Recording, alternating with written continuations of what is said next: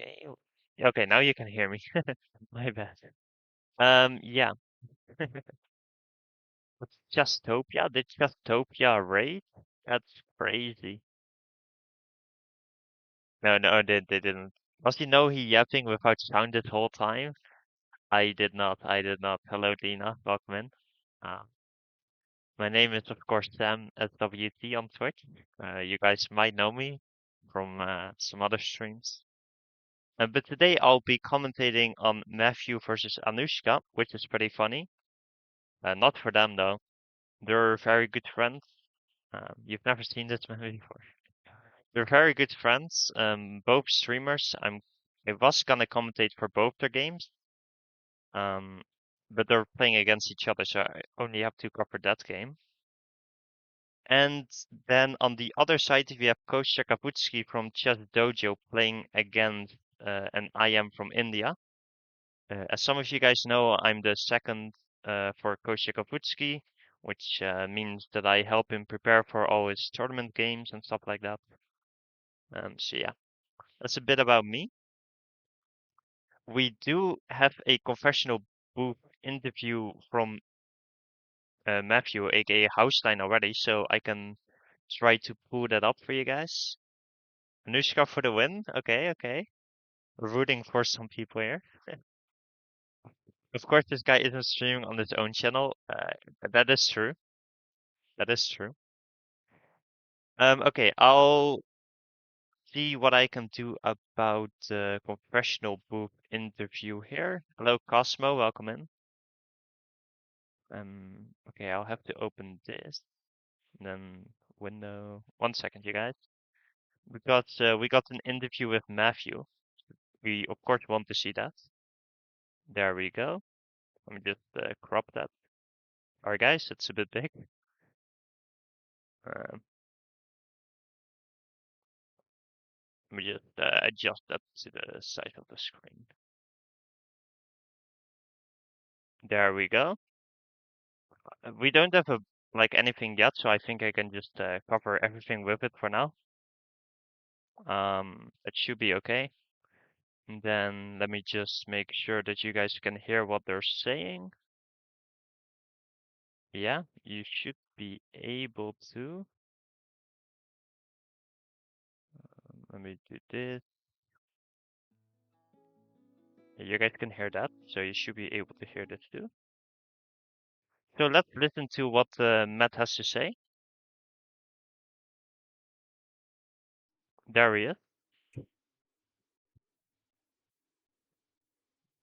So this is Houseline, who we are gonna commentate the game here, for. so hopefully no one will get locked in. Okay, so I'm utilizing new compatible booths really early because the games have not started yet. They're due to start in about 10 minutes. I am extremely nervous, more nervous than I have been for most of my other games because I'm playing Anushka, who is a very, very close friend of mine. We train together a lot in chess, and this is the first time we've ever been paired against someone who we're kind of close to. So it feels, this time it's kind of sucky. Everyone, like Kostya, Fiona, have said, just go for it.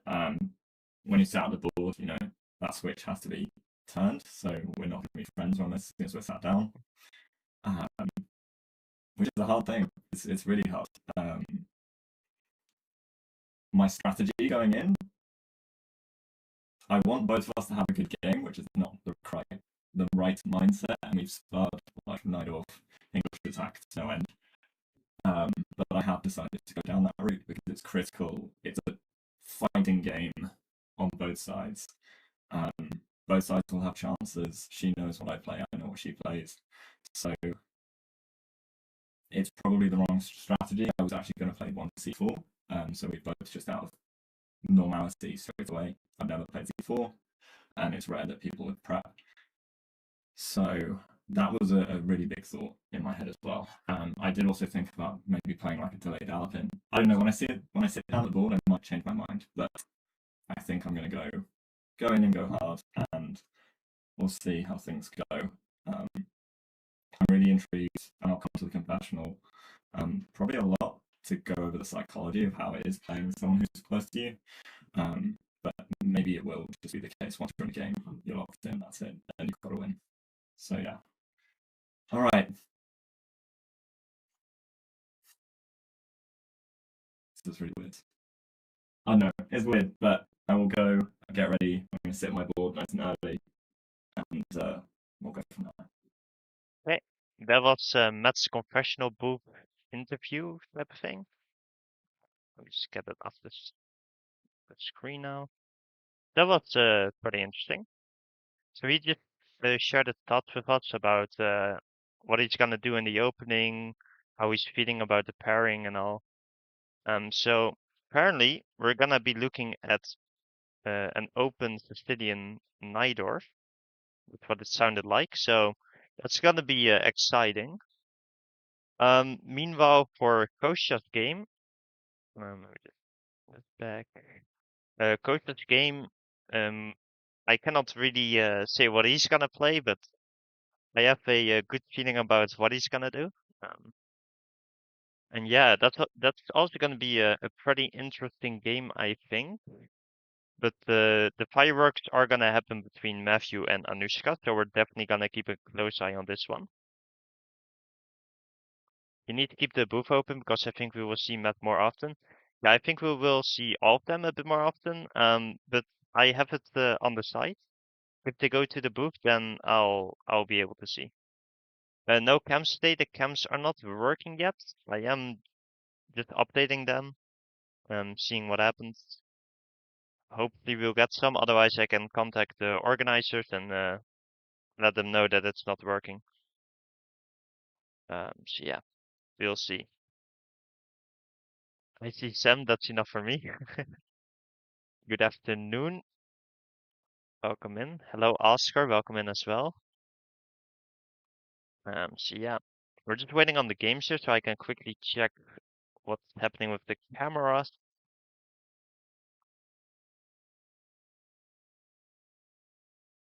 Let's see. Yeah, not working yet for Kostya.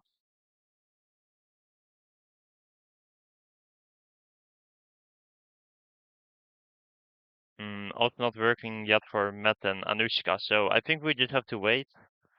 Uh, I guess they'll start later. I'm not sure. Hello, Screws as well. Where's Screws? I don't see Screws yet. Oh, there he is.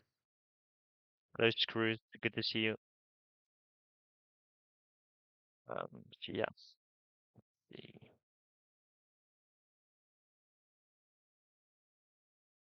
Um, Also, between Matt and Anushka, I'm also good friends with them.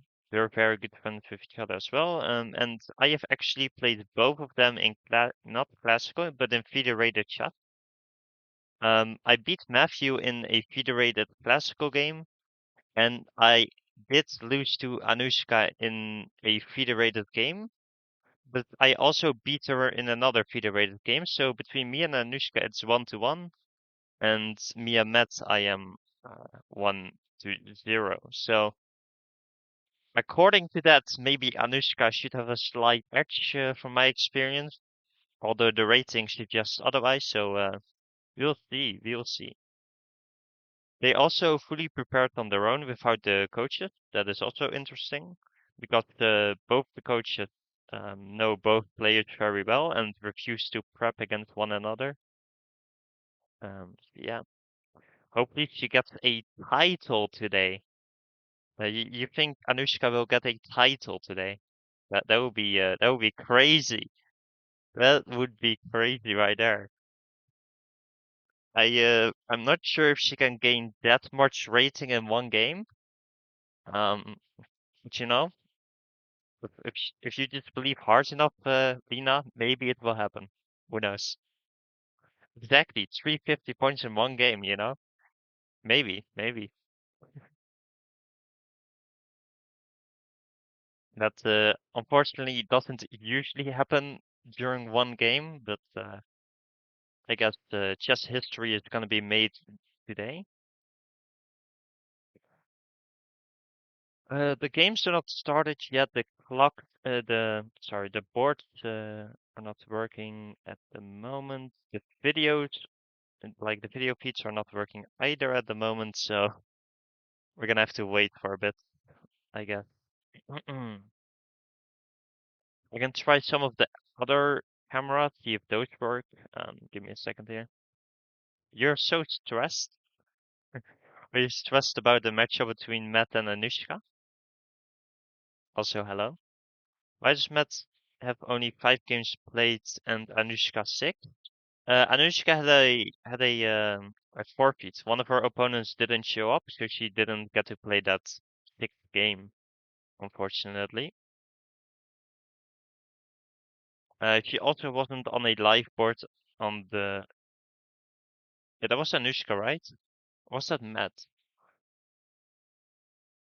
No, Matt didn't play on a live board in round 1, not Anushka.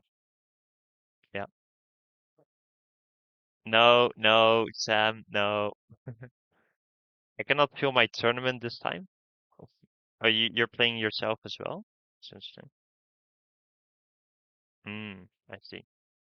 Let me just try some other camera, see if those work. I doubt it, but you know, can't hurt to try. See here.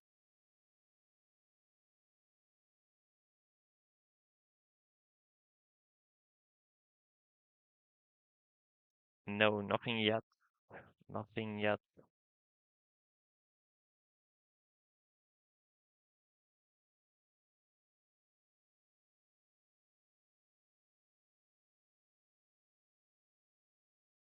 No, nothing yet.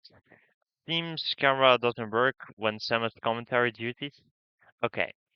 For Kostya, it worked except for the last one, and the first one. So, it's not that bad. It's not that bad.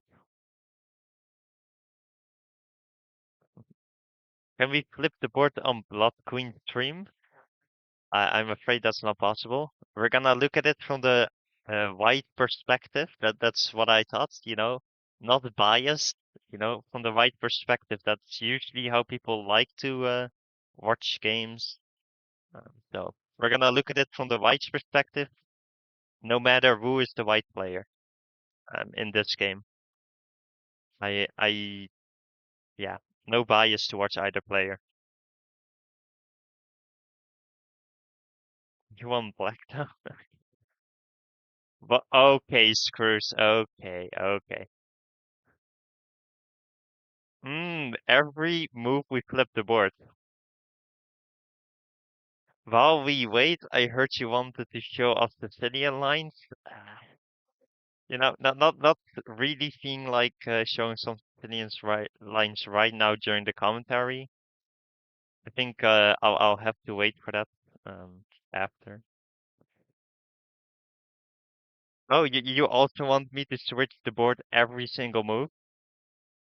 Make the board sideways? Yeah, yeah. Interesting.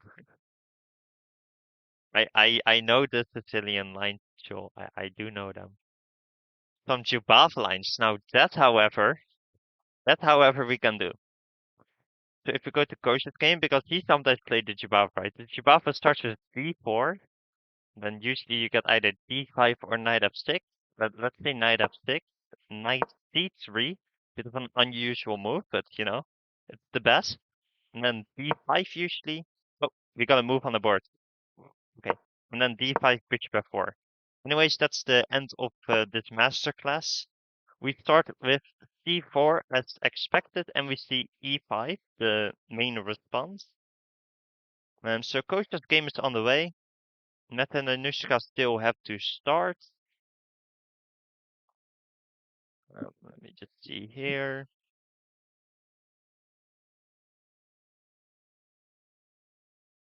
No one has visited the confessional booth whilst we left it. The cameras are still not working, so that's a bit unfortunate here, but we work with it. Boardnik on lead chess. The English, yep. the English is on the board for Kostya. We'll stay on this game for now because the other game is not starting yet. Okay, the opponent going for c6, trying to prepare d5 and take control of the center. I assume we're gonna see some normal development moves from Kostya, like knight c3, bishop g2, possibly like e3, knight ge2, castle, preparing d4 as well. That's all very standard. We also got the first move in Matt's game versus Anushka. He was saying maybe I'm gonna play c4, but we do see e4, c5 on the board as expected. And now I assume we're gonna see knight f3, either going for the open Sicilian or the late Alpin. Anushka is a Najdorf player. So okay, we do get the open Sicilian, so we're gonna see a Najdorf here. After take, take, knight f6, knight c3, a6. This is one of the Sicilian lines, Lena. This is like the best Sicilian out there. And yeah, there you see it. In Kosha's game, we're also getting some moves. Okay, Kosha decides to fully shut down any d5 expansion in the center, and he gets this like Maroxy bind structure, kind of pretty interesting. Basically, he never wants black to push d5. He's gonna play moves like bishop g2 to control that square as well, and with knight c3 as well, and just fully control the square. The downside is that you do give away the d4 square, so potentially one of the knights could try to land there. Now, why would Kosha play e4 in this specific variation? Usually the knight wants to go to c6 and then to d4, but now there's a pawn on c6, so it's not that easy to get this knight onto the d4 square, which is why this is a popular option. That game is progressing. Let's go back to Anushka versus Matt. Okay, we see e5, knight b3, bishop e7, and f3, bishop e6, queen d2. All very standard moves. Kosha actually played the Najdorf himself in this tournament, one round. And there we saw the Amsterdam variation with f4. But here we see one of the more mainstream lines, I believe. And Anushka, Matt basically has the option of going long or going short. I believe both are playable. So it's going to be interesting to see where he goes. And then in the Sicilian, you either want to fully attack the queen side if they go long. Anushka, however, goes h5 here. Basically telling Matt, do you really want to go king side? Or are you going to go queen side where I can go and attack you on the open c file and push my b pawn forward? That is what this move is basically telling. Yeah. Is Matt really gonna go castle into this h-pawn running down the board? Or onto the open file? Semi-open file, I guess. So that's gonna be interesting to see. See what you guys are saying.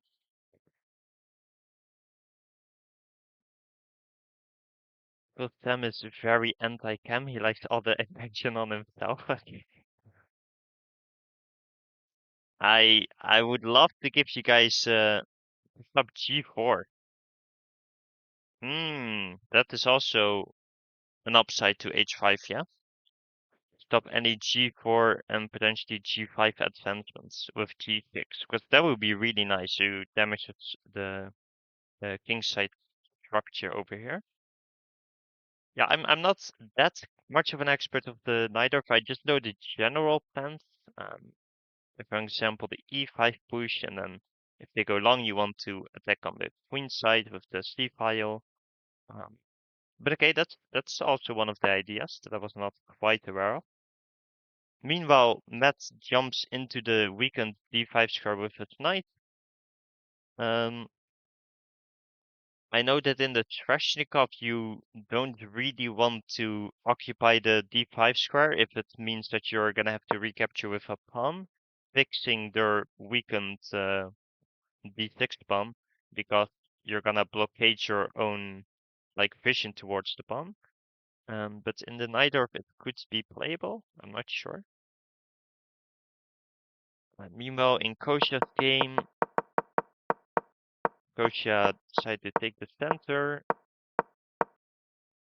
and yeah, I'm not sure what this is called, but looks very solid. I think that's Kostya's approach in this game as well, just to play very solid chess. Just like oops, just like last round. That's paid off beautifully. Yeah.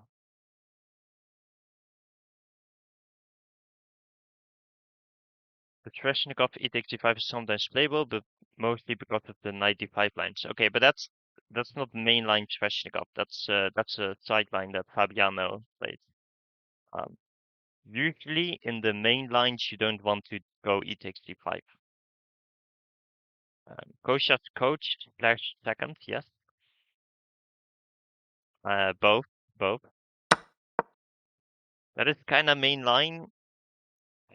You could argue for it, but generally it's still the main line is still known with bishop g5 first, and then knight d5 later.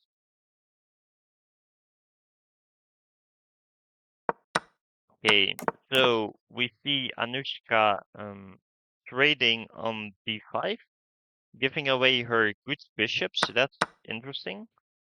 But thus, as we talked about, solve his solve her weakness with the d6 pawn. And then she goes knight c5. It's a very natural looking move, but it can be captured in many ways. And then there's c4. This is a protected pass pawn. So, for example, not sure which piece to take with. Let's just say with the knight. Knight takes c5, and then d takes c5, c4. And this is a protected pass pawn. It's not that dangerous with that many pieces on the board, and it could be bad for Anushka or for the opponent to do this, or for Anushka. Oh, this kind of transposed into a Najdorf, didn't it? We have two Najdorfs, kinda. Or am I just completely tripping here? What is happening?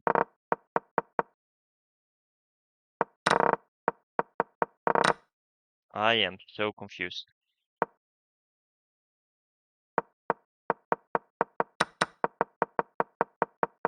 Is this not Anushka's game against Matt?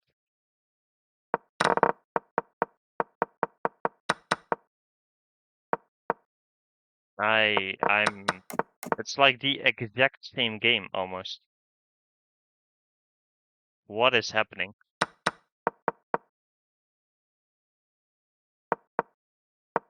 And okay, okay. We just hung the queen and didn't take. I'm gonna refresh this page. This cannot be correct. Yeah, okay. Chess.com is tripping right now. What was that? This this looks more like Kosha's game with c4 as we saw. Yeah, this is all very standard. I have no clue what chess.com is doing, but okay, back to Anushka versus Matt. And we see this move bishop f5 being played. If you took with the knight instead of the bishop. Yeah, now after c4, there's no yeah, because you didn't go knight c5, giving this protected passed pawn, which would be bad for black, I think. Instead, she does the very normal trade by trading with the knight instead of with her good bishop. And then bishop f5, long castles we see. Let me just check on the cameras here if they're working. Possibly a ghost game on GTT. Yeah, that was really weird. No clue what happened there. Meanwhile, yeah, nothing on the cameras. Like I'm trying to get them to work, but nothing to see yet.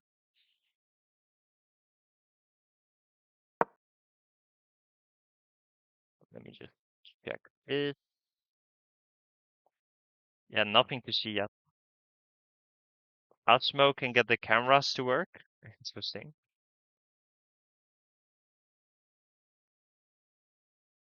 I don't think Sam likes it. What did I miss? Yeah, coach's board messed up. Yeah, exactly. Yeah, I was so confused because he played C4. Resident Knight of Expert. If you are his second, why don't you know everything about the Nidor? Because we have not been looking at that the most, even though he has played it, we haven't been focusing on that, you know. Probably an okay, okay, screws. Meanwhile, we see some moves being played um, on Kostya's board.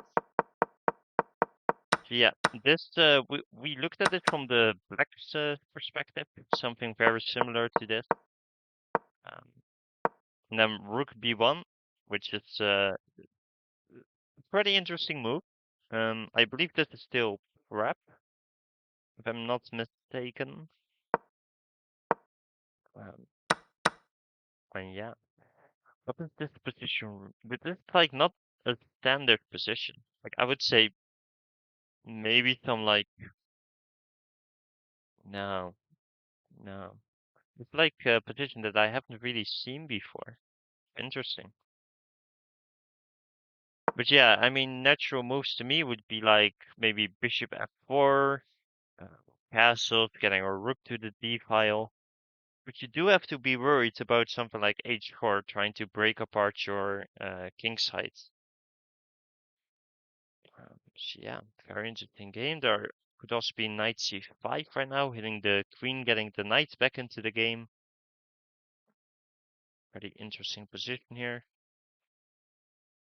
I think bishop e7 is also a very reasonable move here, just getting ready to castle. There were no tactics with bishop takes c6, b takes c6 because the knight will be protected. I mean, it's not her move. They're like bishop e7. This doesn't work because the bishop also protects that square through the pawn. Yeah. I'm gonna send a message to the organizers. I think that the cameras are not working.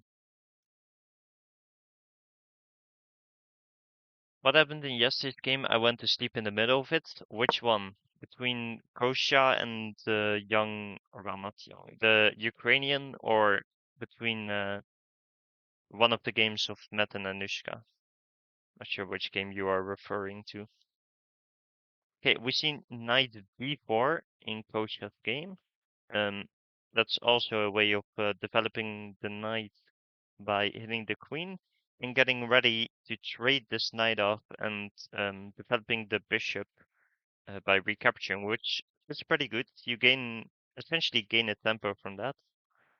Then you're gonna pin this knight and get ready to ruin the structure, essentially. For example, raids and castles you can already take. If the queen takes, the structure is kind of ruined.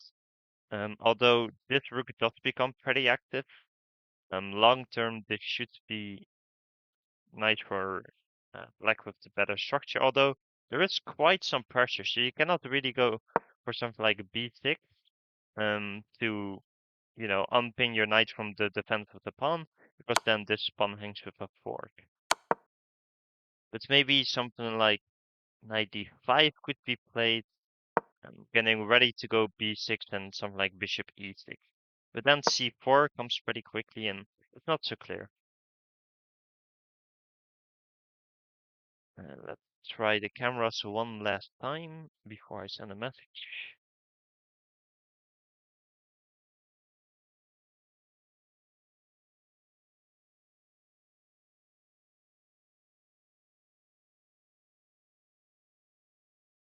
Really not working.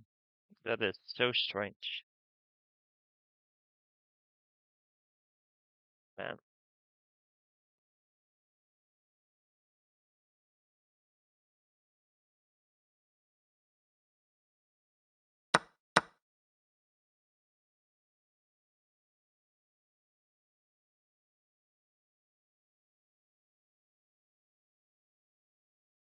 Yeah, it's not working like at all. Okay, I'll just go send them a message. Um,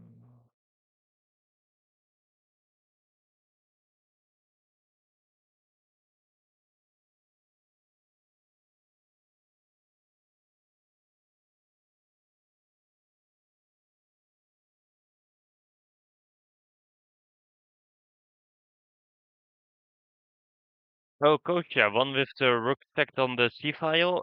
Yeah. So they basically traded into a very even endgame, but Kostya had a bishop pair, and then he like locked the opponent's pawn onto light squares, traded into a dark squared bishop endgame, and yeah, basically just won that because he had the targets with the pawns like set on the dark squares for the opponent, while the opponent could do nothing about it. And yeah, it was a pretty clean conversion.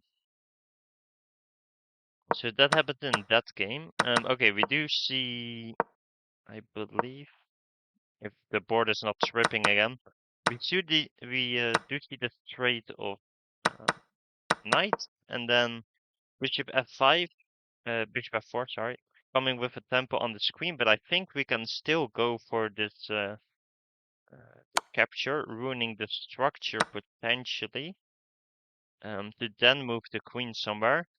But as we saw, there's a lot of pressure onto the queen side, so I'm not sure if you really want to ruin the structure. If you don't, you can just go back with something like queen e7, get ready to castle, get the bishop out somewhere, and have a pretty standard game.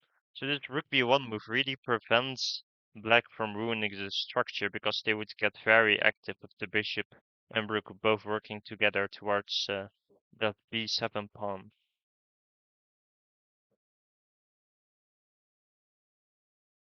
Yeah, the bishops are very strong in open positions, yeah. And the bishops are pretty well placed looking at the queen side there, so yeah. That would look pretty good for Kostya, I think, if they would take. So I'm expecting something like queen e7, castle, and bishop e6 here. Whilst Kostya goes for castles, maybe h3 at some point, get a rook to the d file. What is happening with the clocks? So these like chess.com boards are tripping. Like what? Did you guys see that? The clock just went black, white, black, white, black. What? What is happening today? No cameras, the boards are tripping out. Like, okay. Meanwhile, in Matt versus Anushka, we see this capture and bishop f5, and Matt decides to castle long onto this semi-open file, and this bishop looking towards c2.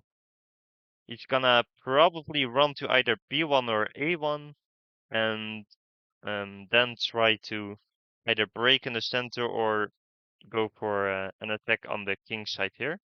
If Anushka decides to castle short, which happens in like almost every game. Although it could be interesting to maybe go like king f8. That could be interesting, like king f8, king g8, and manually like walk the king across and keep the rook onto this h file where potentially she could push the h pawn forward and lift the rook up and try to use it here. But I think castling is more natural. Yeah, they kept switching. That was so weird. Queen e4 goaded move. Yeah, queen e4, getting out of the attack onto the queen and offering a queen trade. Except the queen is hanging by a bishop. So this obviously did not happen. The board is just like absolutely tripping because yeah, Kosha also hung its queen. This is like I am level chess. Okay. Finally updated, we see e4 after queen f5. also getting out of the attack and offering a queen trade, and then e4 to decline. Queen d7 offering another queen trade. I'm not sure if yeah, I don't think Kostya wants to trade queens here. I think he would like to keep them on. Because if the queens come off, you also help black develop a little bit, and they could even go for something like long castles and rook e8, which would not be ideal. So yeah, he refuses the trade and goes queen c4, hitting the bishop, and getting ready to castle and put a rook on d1. Meanwhile, here in Matt versus Anushka, we can also flip the board for a moment because it's Anushka's move. I mean, I like this for black. I do like this for black. We're just gonna get our knight out of the way, rook to c8. We're gonna get our queen out somehow, somewhere, at some point.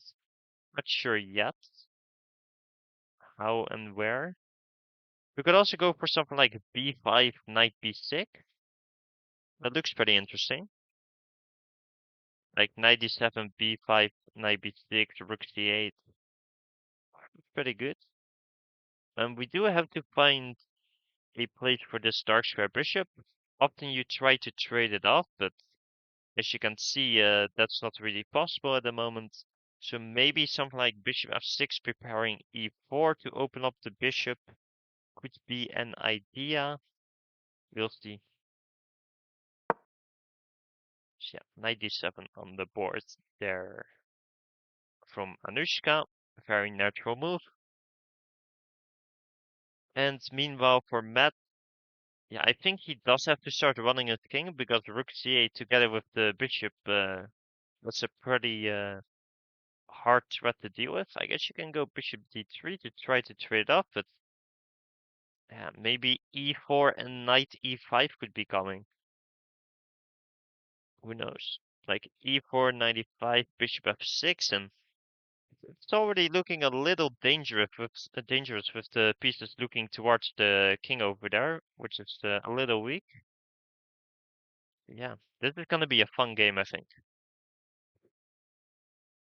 Let's stay on that game for now. Whilst I am gonna check what you guys are saying. You got a sub? Oh my god. Meanwhile, I don't have a response from the organizers yet, so yeah, I'm not sure if the cameras if it's gonna work, which would be really unfortunate if it doesn't.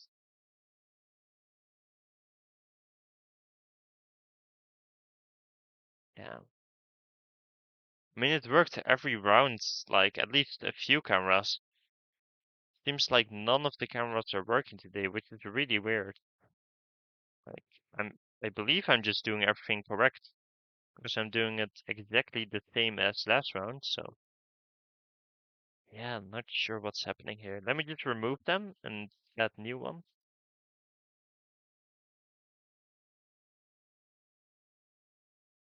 Yeah, I'm just trying to get some new ones first. Okay.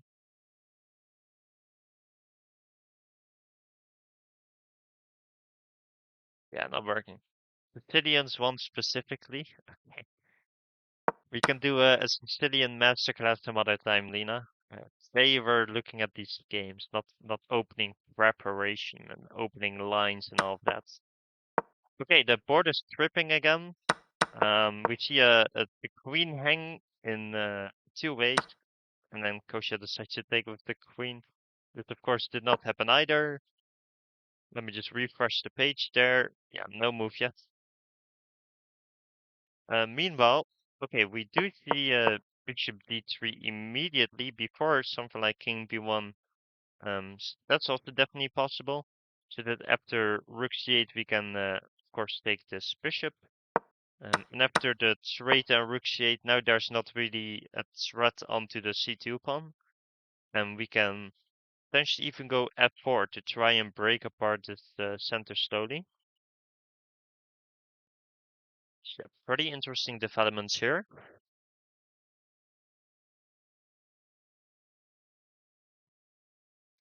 after something like f4 castle take, knight take. Not that clear though. Maybe we could go for something like queen f5 hitting this pawn. After g6. You already have to go back somewhere and it's a bit uncomfortable. If you go back here, for example, you're already forked and you lose this strong bishop. If you go to h3, this could still be a thing. You could also try to trade off your terrible bishop for this good bishop by force. So yeah, don't think we are gonna see that. Okay, bishop takes d3. That was expected. Queen takes d3, and then castle.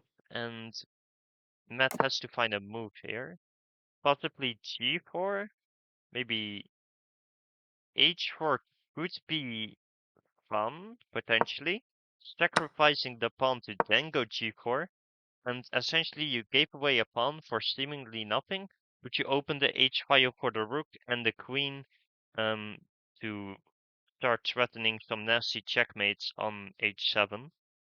And this is already very uncomfortable for black. Like if you flip the board here, the king is a bit naked, all the pieces are running down towards it, like rook g1 is incoming. And yeah, this looks very uncomfortable. Let's say after takes, you can also go for something like bishop f2, sacrificing the bishop because of checkmate. And you're also threatening the bishop. And after something like g3, you can just take, because if the takes, there's mate again. So yeah, this could be very interesting. Something more normal would be g4, but then after h4, this h file is never gonna open, and the attack is not as strong as it could have been if you sacrifice the h pawn. So this could be very interesting. Back to the current position here. You could also decide not to castle into all of that, but you could also decide to just make some normal developing moves. Maybe something like a rook c8, putting the rook on this semi-open file and just keeping the king in the middle for now, and potentially going king f8 down the road. That's also an option. There's not much happening here. Kostya is down quite a bit on time according to this GT board that I don't trust at all anymore. Kostya also played on like a 20-year-old GTT board earlier in this tournament, so yeah, I don't know if I trust those boards anymore. Oh, we got a Anushka confessional booth interview, I think. We might have to tune into that for a second. Let me see. And another one from Matt as well, it seems. And some other players as well. Yeah, because we don't have cameras anyways, I could also just put one of the confessional booths onto one of the video spots.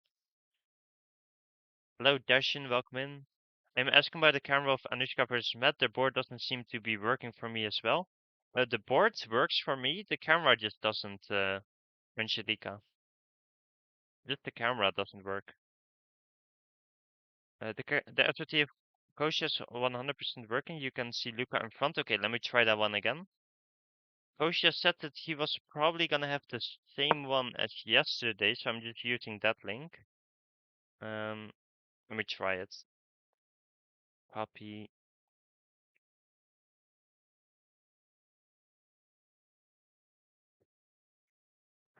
Thank you for letting me know, Angelica. I appreciate that. Media source. There we go.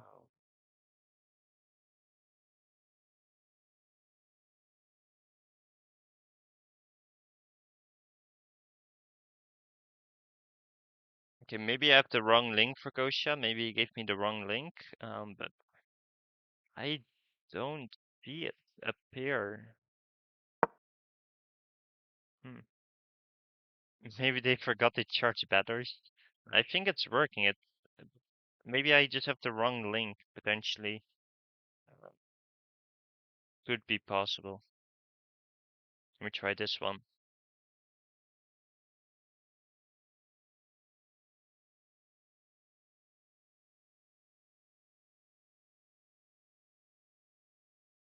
Hmm.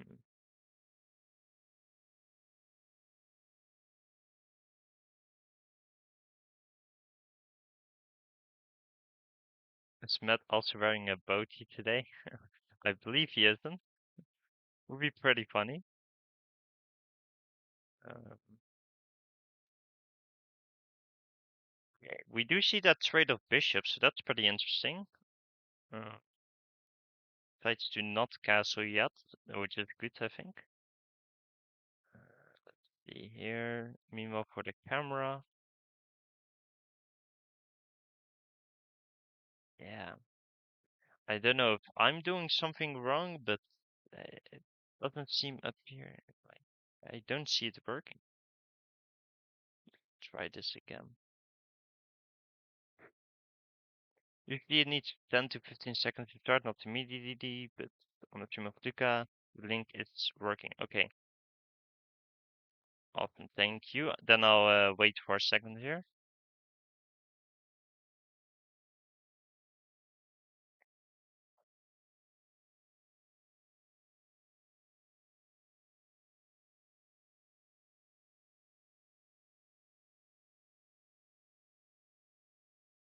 Then after the cameras are working, or at least one of them, we can look at the confessional booth interview.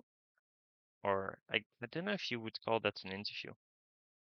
Maybe just a confession.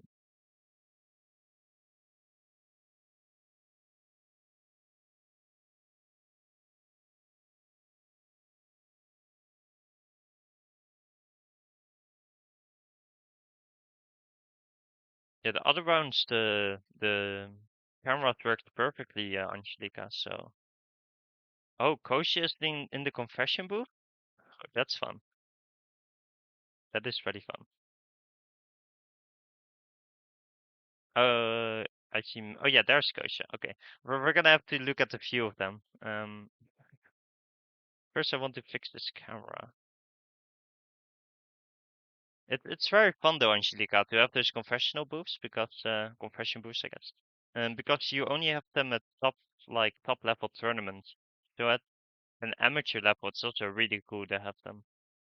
So yeah, that's a cool addition to the Sitges tournament for media and stuff.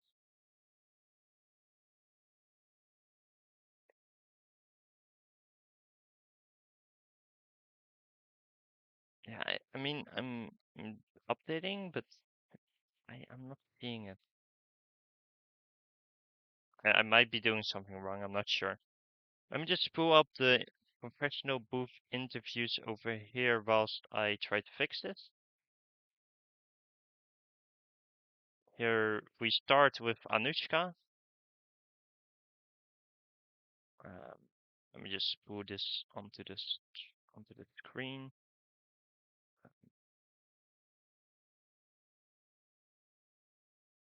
Oh, she's commentating for Luca, I guess. Oh, yeah. If you can ask Esmeralda to send me the link to the right video or the right camera, that would be great.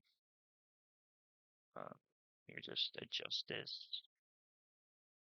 That would be nice, Sweet Blues, if you can do that. Let's meanwhile listen to Alexandra, or I mean, so to Anushka. Hope you guys can hear this. I believe Okay. you should. Yeah. I don't know if this is live. Hopefully it is, but Matt said he did a pregame confessional about me. Sorry, this is stupid. I'm gonna take my hair down first. Okay. Okay. Matt said he did a pregame confessional about me. So I'm just gonna do one about him. I'm nervous, of course, because he's strong, and I know he's strong because I've trained with him. And it always sucks to play with friends because it feels like there's no good result, but I've done a lot of thinking about it, and most of my anxieties come from kind of irrational places, like, oh, what are people gonna think if I win, or if he wins, or if one of us like outgrows the other, like, are people gonna think that one of us is like a bad person, or we're not gonna be friends anymore? It's all stupid. None of it is real. It's gonna be a good game. It'll be an exciting game for sure, and I know he's not gonna be like an annoying opponent to play because he's my friend. So I think it'll be a pleasant experience overall. I didn't prep a whole lot. I prepped like Nidorf. Um, something different than I usually play. But everything else, if he plays something else, I'm just gonna make it up on the spot, and I'm perfectly happy to do that. Okay, wish me good luck. Great. That was Anushka, telling us that, you know, they're just playing at trends. They're gonna be just as good at trends before as after, and that she kind of prepared the Nidor, and anything else, then, you know, she's just gonna wing it. Then we also have Matt here once again in the confession booth with his Chess Dojo sweater. Let's see what he wants to say. Alright. Hello guys, I'm also known as Houseline. I stream and I'm playing Kavutskiy as well. The video rating is 1776 currently. And my move, can't remember the move number, but I've just played 95. Anushka is playing a night off as I knew, but she's played something new. She played a line with h5, which So let me just pause that real quick. When he was in the confession booth, I believe he's talking about this moment where he just played 95. Oh, let's go back. So, yes, if she takes in the center, I can have a pawn sack. Interesting. In terms of what the plan is, if she takes in the center, I can have a pawn sacrifice later in the day. So knight takes bishop takes d5, pawn takes d5, knight bd7. Okay, let me just put that on the board for you guys. After bishop takes, pawn take, knight bd7. This is what he had calculated. Castles, and then there's potentially some b5 and or knight b6 targeting. Okay, and then after long castles, you can get b5 and potentially some b5 and or knight b6 targeting the pawn, and in which case I'll play knight a5. She can take the pawn. Okay, Anxious or knight b6, where he will play knight a5, where he sacrifices his pawn because of course you don't want to take with the queen here. So he was ready to sacrifice the d pawn. Oh, oops, that clicked. Knight b6 targeting the pawn, and in which case I'll play knight a5. She can take the pawn, and when the pawn take my knight, but I get development, but things like bishop c4 and stuff. So that's the line I'm going to go down. If she goes for this kind of stuff, so there's knight a5. I'm doing it purely for activity. I have some c4 ideas. Essentially, I end up getting the b pawn back if she pushes b5 first. And then basically his idea is to go for something like bishop c4 and just argue that he's gonna get activity for the pawn, a lot of activity. And this pawn, as we talked about earlier, it's kind of block like the vision towards the weakened d6 pawn, so it's not as bad as you would think to give up a pawn right here. It actually activates all of the pieces that you can see. This bishop is, you know, pretty active along these diagonals. This knight is already targeting this pawn. This bishop is on the nice diagonal. The rook and the queen, this battery is gonna open up. So this is a very interesting plan, creative as well. So yeah, this would have been interesting to see. Instead, we see knight takes, which is a bit more natural, and then bishop f5, castles, and just pretty normal developing moves. And after some exchanges, we end up here, where Anushka managed to trade her bad dark square bishop, and yeah, not a whole lot of pieces on the board anymore. And now it's kind of up to Anushka what to do. Does she want to castle? Does she want to go like king f8? Does she want to start with something like rook c8 to maybe prepare knight c5 so that after, let's say, rook e1, after the trade, she's hitting this pawn, and she can try to maybe even triple up on the c file. There's plenty of ideas here.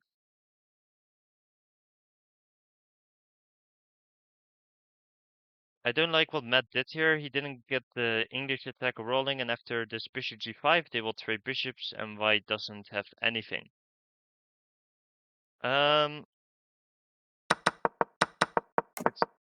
Yeah, after these trades, it's definitely a bit more dry, I would say. Me personally, I do prefer black's position a little bit. Think it, I think it's a bit nicer.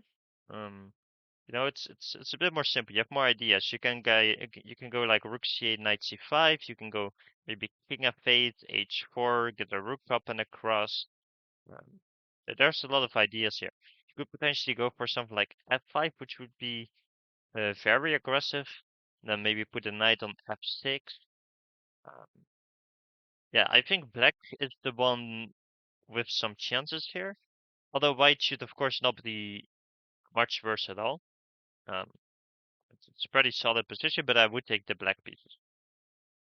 Yeah. We hear a lot of moves on Kostya's board as the whole board is restarting. Yeah, we see a quick run through of that game. I guess the organizers fixed the board there. And we get into this position. So as we talked about, it seemed like black could ruin the structure of white, but they didn't because then the pieces would get way too active, and black would already be in quite some trouble. So we just see some natural developing moves. This game could also be interesting with something like king f8 to keep the rook on the h file and potentially play h4 in the future, or just castle. And another idea could maybe be bishop d7 and long castle, although that would be very dangerous for both sides. Because the king is quite weak here with this bishop eyeing down this diagonal. This bishop could maybe come to this diagonal if you get rid of this one. Um, but at the same time, this rook can slide across and you can start rolling these pawns down the board towards this king. So if we see something like bishop d7 long castles, we're gonna know someone is getting mated at some point in this game, or possibly bishop e6 and long castle too. Someone is getting mated there. Ooh, bishop e6. What about knight d5? Okay, that does not work at all. I am miscalculating like crazy. Let's go back here. Pretty standard at the moment. Uh, Yeah, not. I don't see the camera feed working yet. Hello, Venus Chess, welcome in. Okay, she sent the camera link. Oh yeah, I got it. Awesome.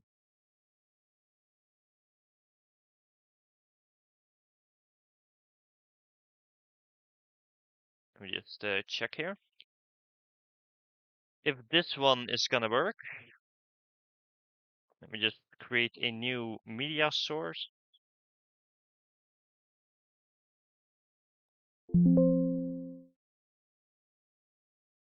There we go. Yeah, and I'll give it like 20 seconds to start up.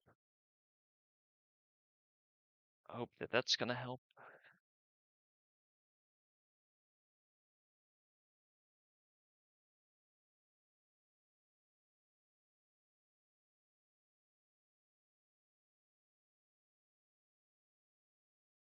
I'm doing exactly the steps that she's saying I should do, so should work.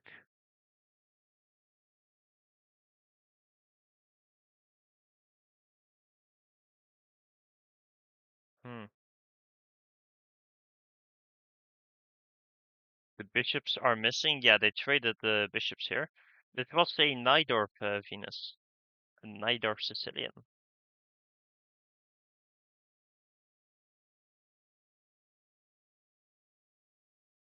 Yeah, yeah. Okay, I copied and pasted the link in the right place, so should work. Although I don't quite see it yet. Yeah, she's a Najdorf player. Yeah, I don't see it yet. I have no clue. I do exactly the steps that I've been told to do, and it's just not working. That's Matt right there in the confession booth that we just looked at.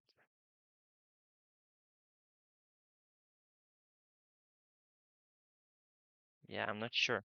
All the other rounds it worked just fine. Yeah, I mean, I appreciate it, Sweet Blues. I appreciate it. Hopefully they work at some. Like, I'm sure they work. It shouldn't be the fault of the organizers. It's like it's just not working on OBS for some reason. Okay, the organizers said they discovered an issue, and they will try to fix it ASAP. So maybe that's for the other camera. I'm not sure. But they have discovered an issue, so could be that it's on their side. I'm not sure. Anyways, let's go to the next confession. Here we have Anushka again. Hope you guys can still see this. Yeah. Okay. Move number. I just played knight d7. Okay. Let's adjust the board to where this was. Okay, she just played knight d7. That was here. After long castles, knight d7. And here, Matt had this idea of potentially like knight b6 and a 5 sacrifice. Oh, that was earlier, wasn't it? Yeah, that was already here. Okay, so that moment had passed. Okay, knight d7 here. And here we were looking at, you know, do we want to castle? Do we want to go king f8? Do we want to go like rook c8 and knight c5 at some point? We also want the bishop g5 at this point. Yeah, this was a pretty interesting moment. After which, Matt decided to start trading. When we got to the current position. So let's see what she wanted to say about knight d7. My name is Anushka Narsani. I'm 22 years old. My FIDE rating is 1660, I think. And I'm using a soft voice. Okay, that's everything they told us to do. Okay. He played knight d5. I didn't think he would do that. We had a blitz game like this the other night, and I think Matt and I have like a difference of opinion on this, where he thinks that taking with the bishop is better, but I think that taking with the knight is better. So maybe he's trying to play off of that. I don't know, but I keep my bishop here, and yeah, I played h4, I played h5, and I have never done that before. Usually I go knight d7, which I didn't know was actually like not theory. Every single time we played, I've done that. So yes, I don't know if he prefer or like assumed that I would play h5 or like just in case I played h5, but he's been playing pretty fast. Or he responded pretty quickly, and I don't know, it just seems like a normal knight or position for both of us, but not one that we've been in before. So honestly, I think this was the best case scenario. But yeah, my voice is shaking. I know I've never talked during a chess game, so I guess I'm nervous. But new position. I don't know. We'll figure it out. Seems interesting. Okay. Yeah, that's interesting. She was saying about this exchange that we saw here, that they have talked about something like this when the knight lands on d5 in the knight earth, whether to take it with the bishop or with the knight. And apparently, Anushka has been arguing for knight takes, and Matt has been arguing for bishop takes. It's what I understood from that. And yeah, she's gonna have to prove that her way of playing there is the right way in this game. We saw knight takes, which I thought was good. I think knight takes is correct. And then knight d7, where she was talking about. And okay, castles. That is pretty interesting. I'm not too sure about castles. It's obviously not a bad move, but I would maybe like to see rook c8 first, or maybe even potentially king f8. Could have been interesting. But the castles is by far one of the most natural moves here. Shouldn't be bad at all. Maybe like rook c8, knight c5 next. We'll see.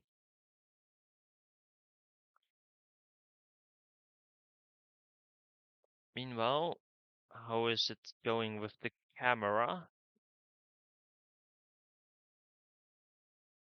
I mean, it just gives me a black screen right here. I have no clue. Yeah, no clue. I only know bishop takes d5 in those positions, so I will be on Matt's side on this. I thought knight takes looked very good, so we'll see. I was thinking a rook on c8, yeah. I missed those bishops. Yeah, the bishops are usually very good in these neither positions. But yeah, they've been traded off here. High face I've seen before. Hello, actor. I have seen your name before. Don't quite remember where, but it's very much possible that you've seen my face. Very much possible. Anyways, we have another confession booth. Confession from one of our players. We also have the chess nerd here, but we're currently not commentating for him, so we will skip that one. We do have Matt again. Let's see what he has to say.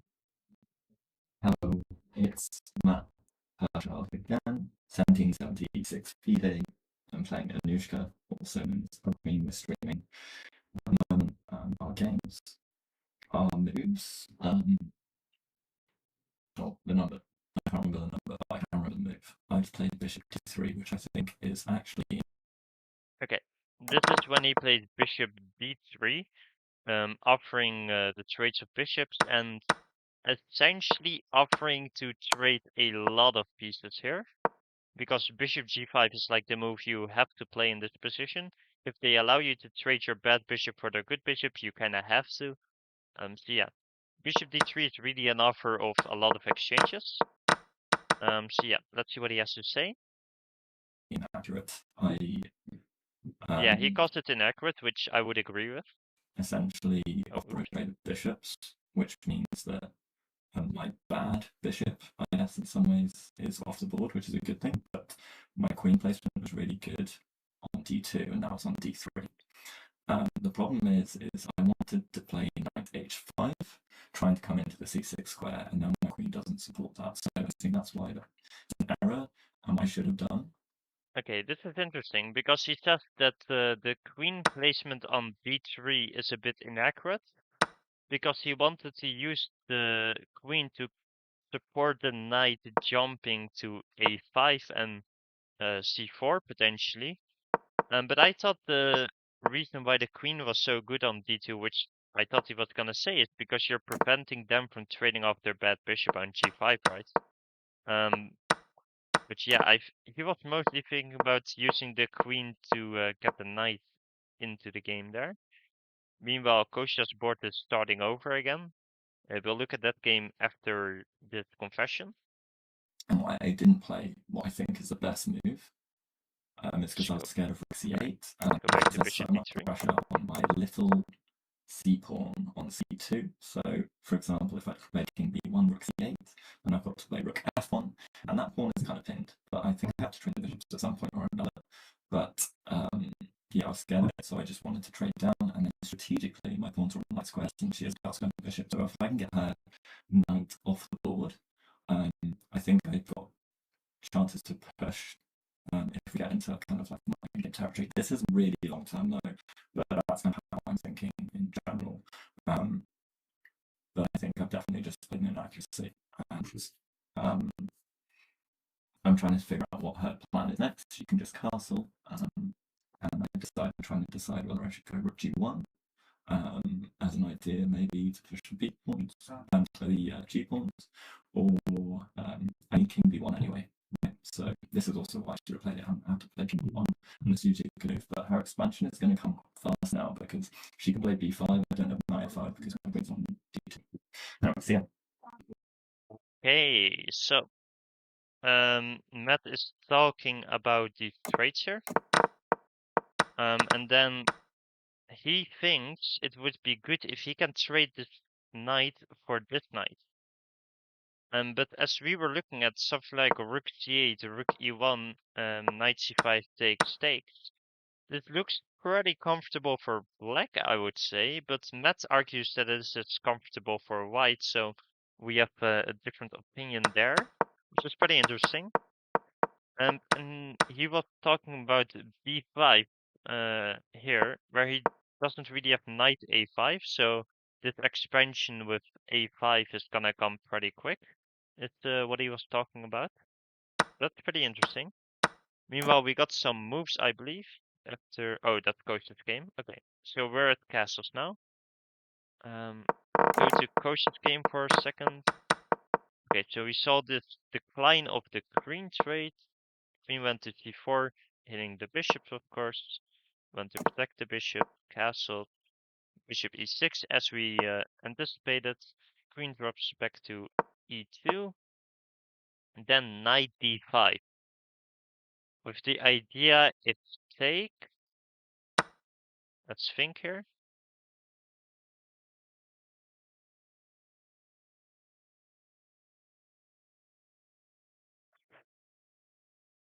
What happens if takes? The opponent didn't do it, so there is a reason why this doesn't quite work. Looking at recapturing. I was looking at something like this, but I'm not sure. There's like 5, and then I guess you might get a pin, but I don't see it. Am I like blind? What are they saying? No, they're just saying this is a free piece. Like, and you just said this is -3. Like there's nothing. So that is rather interesting from the I assume GGT board because yeah, leaving it hanging there the whole time. Yeah, this is not the right game, I think. Not the right game, I think. Meanwhile, I got some new camera links. Right, but we're we're like partnering with chess.com here in Joel, so sadly cannot do that. Okay, I did get a link to a video. Let me just try to put that on the screen for you guys. Man, that tech issues. Okay, let's try this one.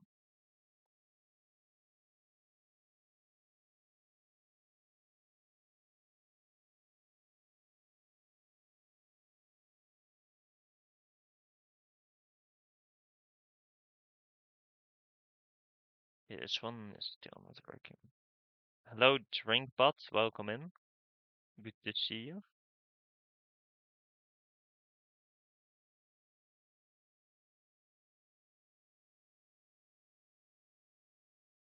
Casual ad for Legion.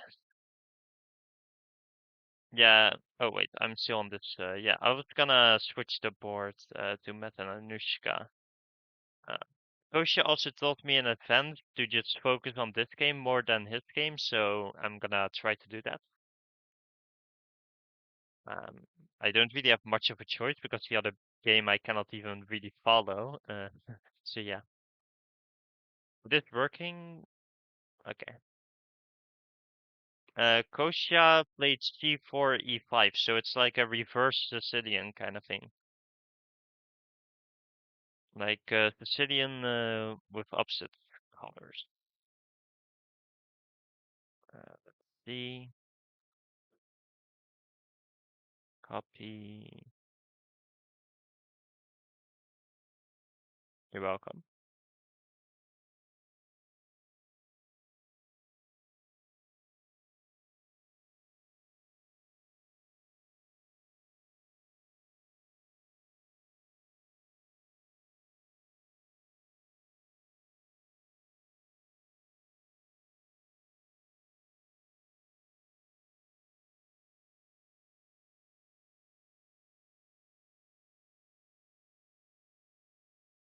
Okay. Hoping that we're gonna see something soon here.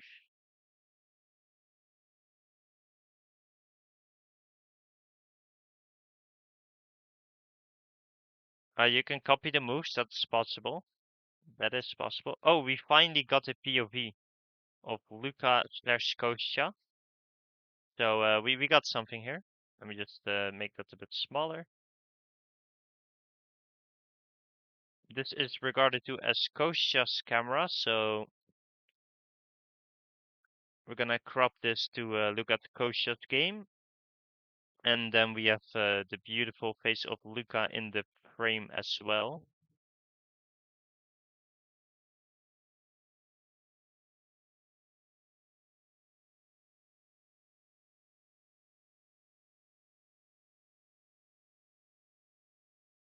There we go. Fine to me.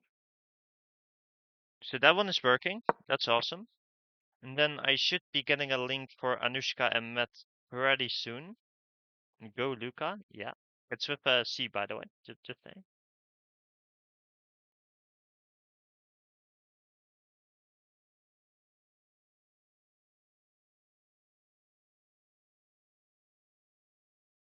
Awesome, awesome, awesome.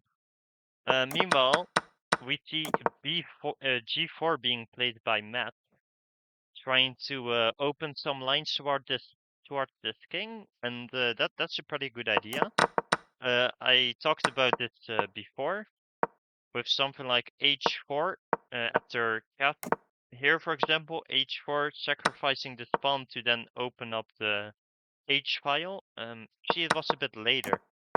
It was with the queen on d3. Like, for example, if here castles, which looks pretty natural, then h4 takes, and I think black might already be in some very serious trouble, like almost getting mated at this point. So yeah, it would have been pretty interesting.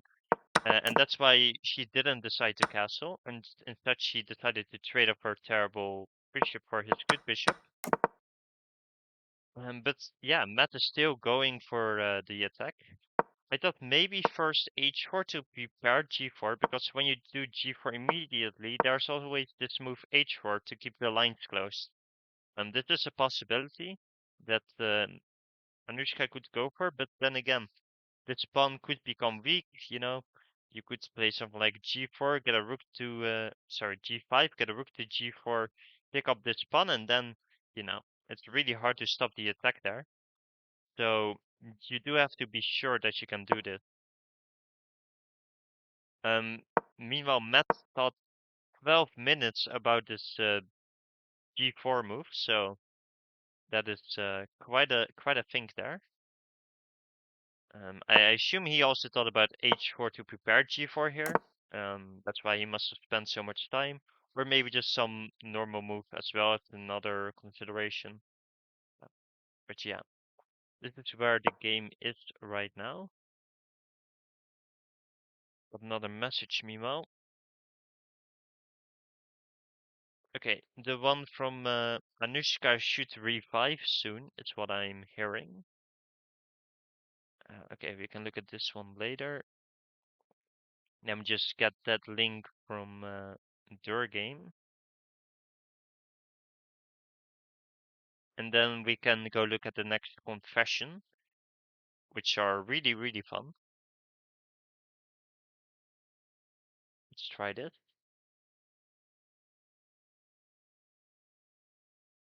Okay.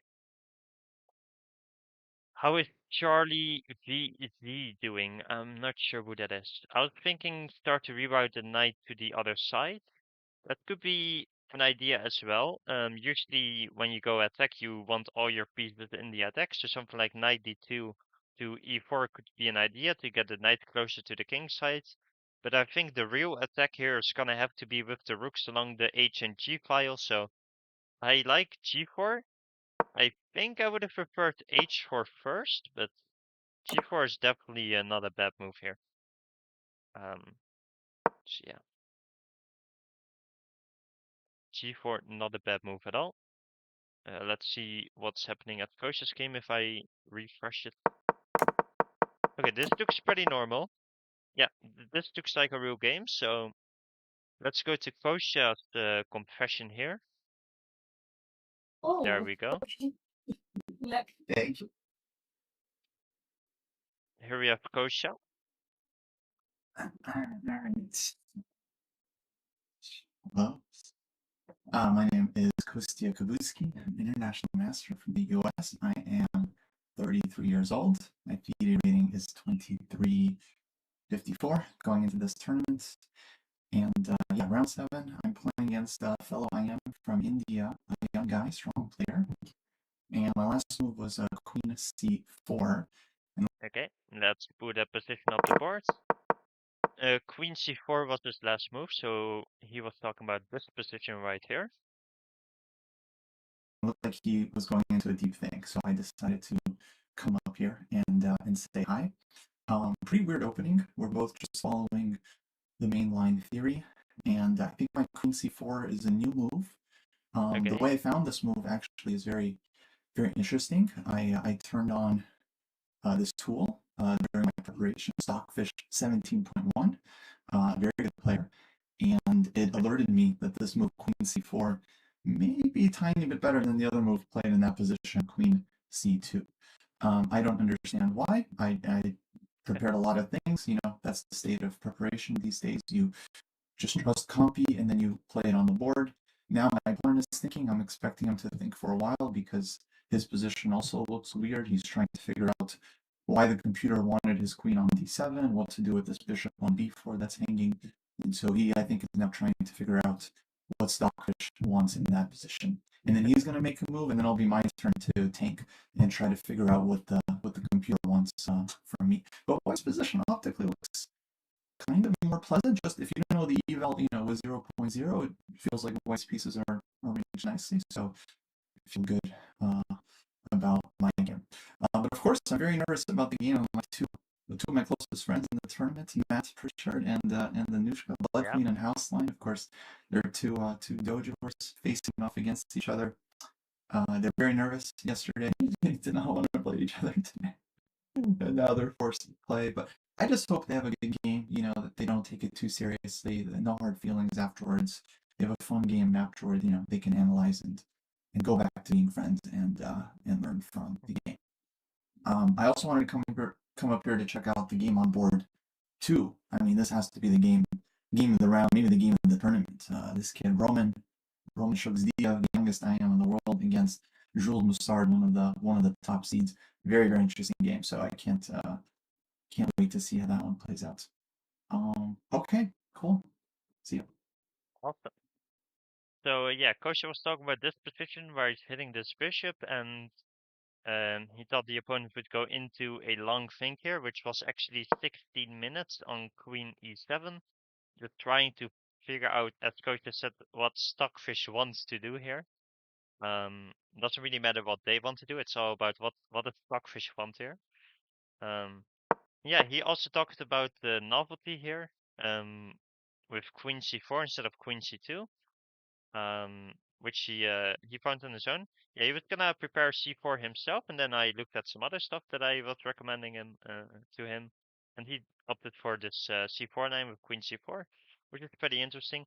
Apparently, it's better than queen c2. I mean, it looks more active, but as Coach said, it's very hard to find the reason why. Meanwhile, the game disappeared. We're back to move 0, so we're gonna switch to the other board here. No move has been made, and Anushka has been thinking for a decent bit here. So yeah. But interesting, too. Yeah, very interesting too.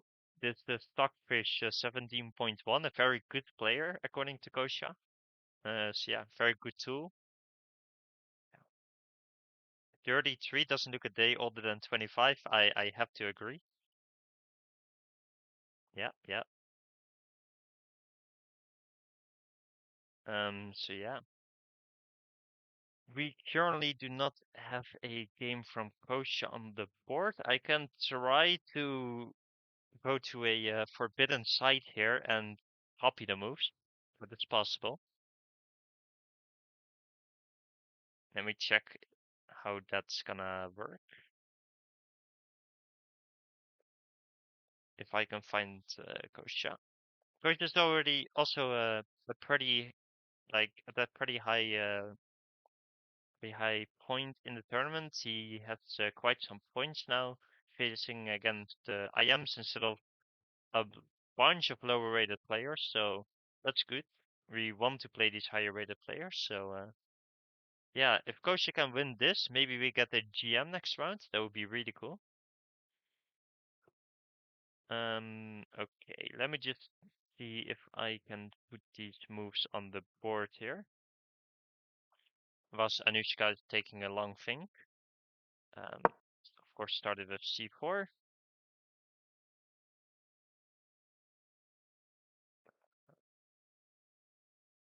One second. Oh, seems like the board is updating again.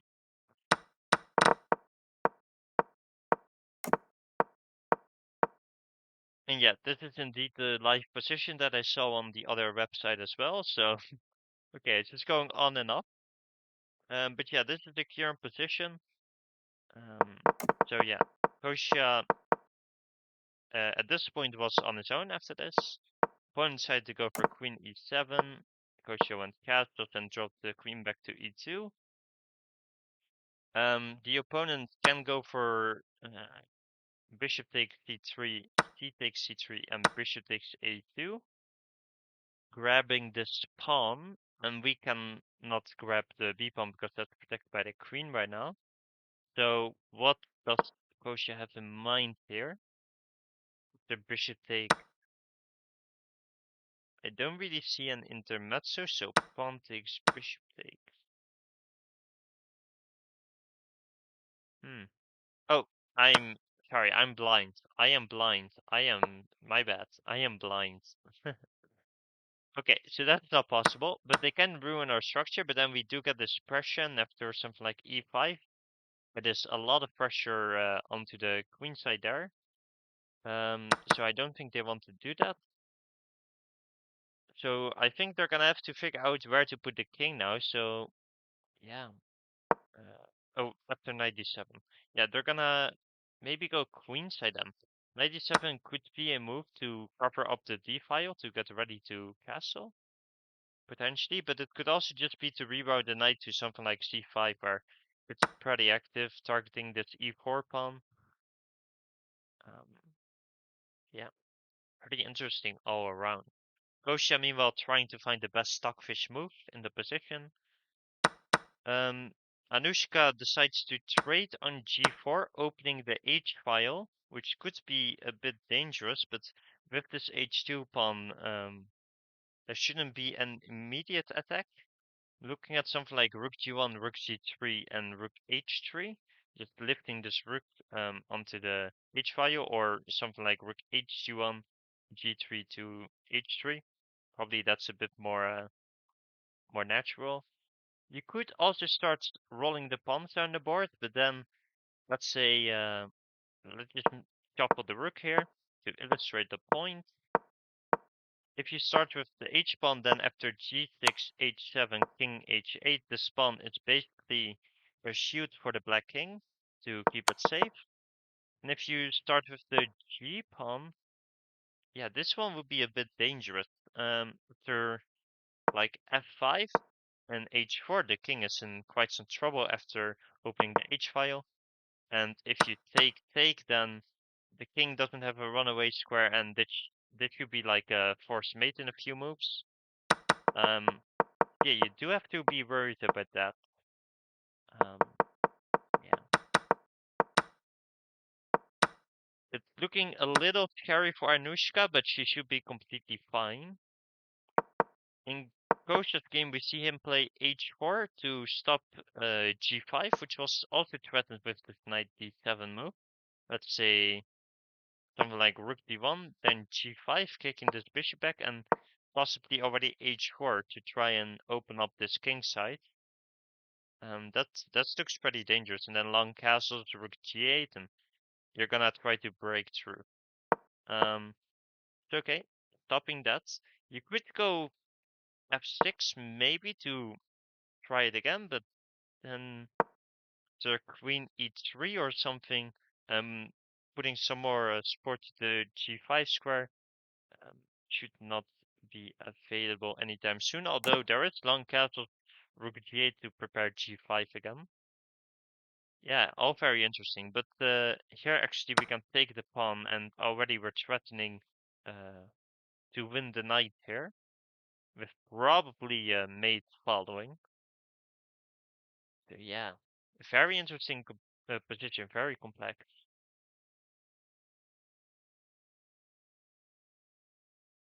See what you guys are saying meanwhile. Yeah, queen takes a2. I kind of missed it. The other website, yep, we're not gonna name anything here. Rage, yep, yep. Let's see. I got a message. Oh, whoa. Do I see a lead chess board on my stream overlay? That that is not that is not supposed to be there. Oop. Okay. I think we also have Matt and Anushka's camera available to us. That is very much illegal. That is very true. Let me try to get Matt and Anushka on the screen here.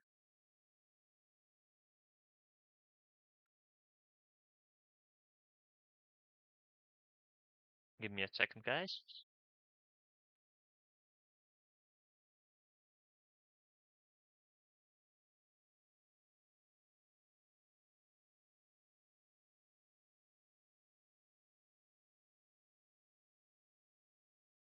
Also, was the confession like when they go to the confession booth? Was the sound good there? Within the booth? No. Yeah, for me, I heard some like there were some issues there. I thought, but it's the best we got, so yeah, gonna have to deal with that. Okay, let's give the camera some time to reboot. The sound in the booth is horrible. That is not great. That is not great. Yeah, it was breaking up at times for me as well. There we have the camera, and there we have Anushka versus Matt. Okay, we're gonna have to crop a little bit here. That's actually gonna be hard to do. Let's just keep it like this. Otherwise, we're gonna have to crop off one of them. And, I don't want to be biased. I don't want to crop more off of one of the players than the other one. Otherwise, I'm gonna get flamed. So let's just keep it like this.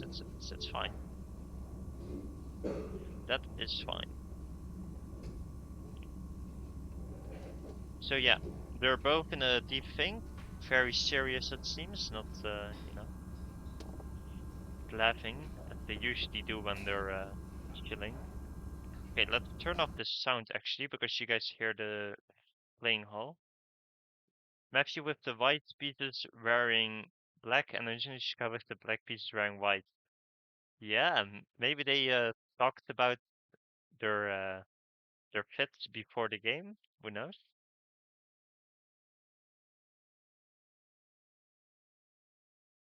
Let me meanwhile check for another confession booth potentially. We have Luca here. No, no one has made a confession in the meantime. I'll keep an eye on this. Okay, so to the game. H4 plays. Oh, oops, sorry. H4 played after 15 moves here. Stopping this G5 idea. Okay, why am I hearing stuff? Oh, I have this on. Okay, sorry. Stopping this G5 idea. And yeah, the opponent has to decide where to castle now or delay it a little bit more with knight to c5 potentially. But if you go knight to c5, it's pretty clear that you're gonna either short castle or walk the king across. Because if you want to long castle now, that's not really possible anymore after something like rook d1 cutting off the king.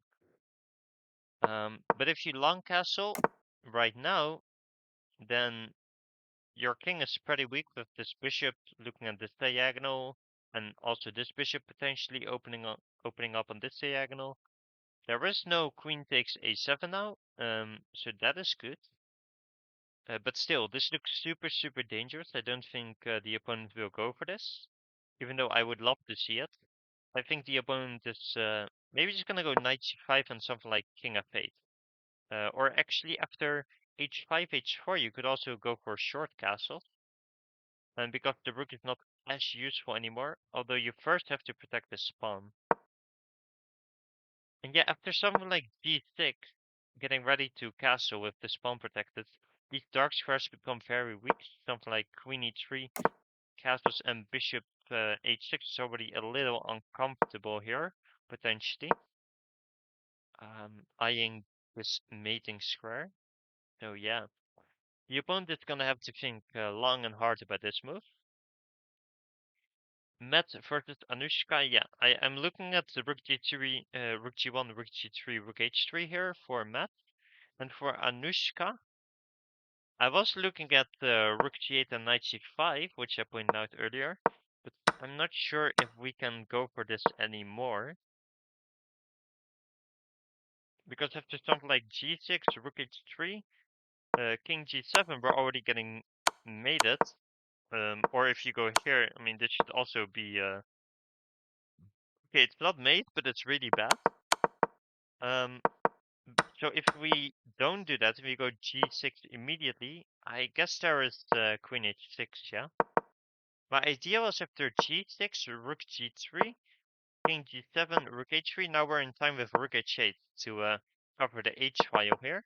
But yeah, after queen g6, it's pretty hard to do that. You could go queen f6, rook g3, queen g7 to guard all the mating squares as well as offer a queen trade, and then go knight c5, which should be a drawish rook endgame, but I mean, I like black with this protected fast pawn. Yeah, let's see what happens. Okay, rook g8 is played. Now after rook g3, knight c5 takes rook g3.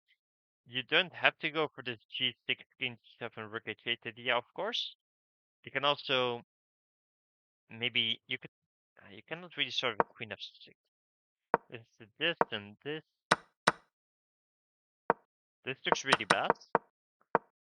And after queen g6, rook h3, and doubling up, perhaps, this also looks quite bad. But I guess you could go for f6, and g5 looks a bit annoying. And if you run, you know, the rooks are very active over here. The queen could come in any moment. This also looks quite bad for the black pieces. So she does have to be careful now after rook c8. If Matt goes for this idea. I'm sure there are many ways to defend, and the engine is probably just not phased at all. For a human, it's not nice to get attacked, you know.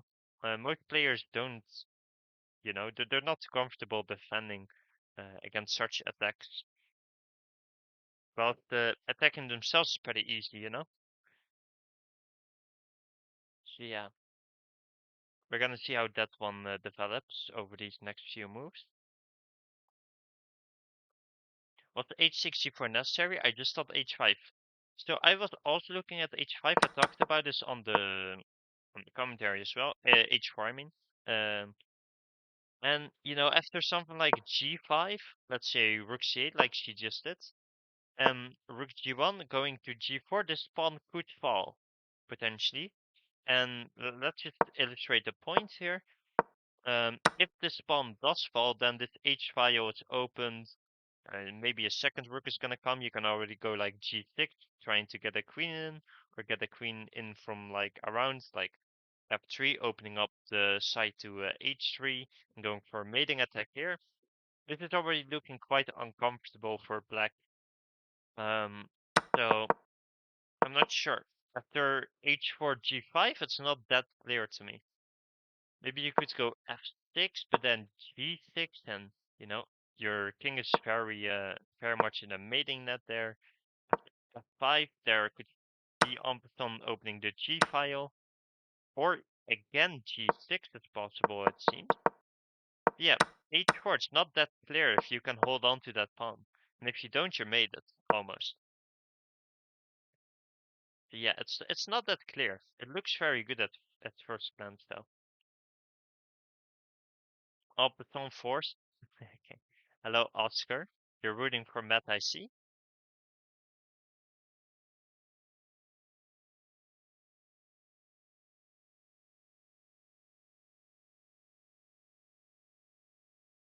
I don't think we have anything in the booth since last time.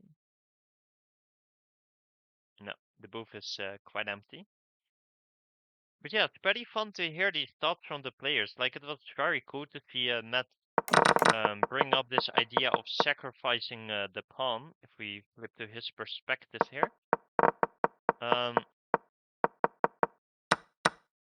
Where was it?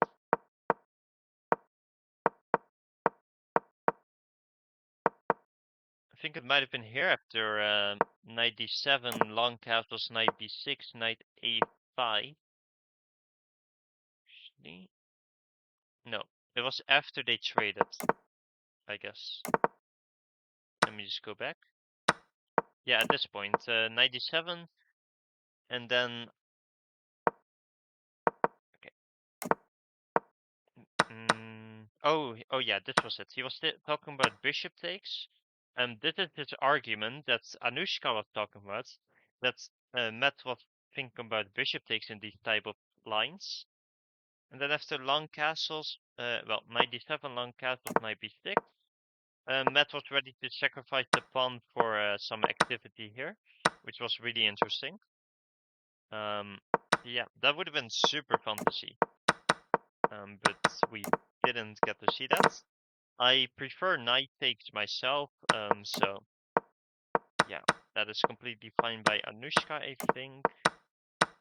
And then yeah, g5 got opened, rook c8 and g5 from Matt. That is interesting. He's basically taking control of this f6 square so that the knight cannot come to f6 and the queen is also, blocked from her vision along this diagonal.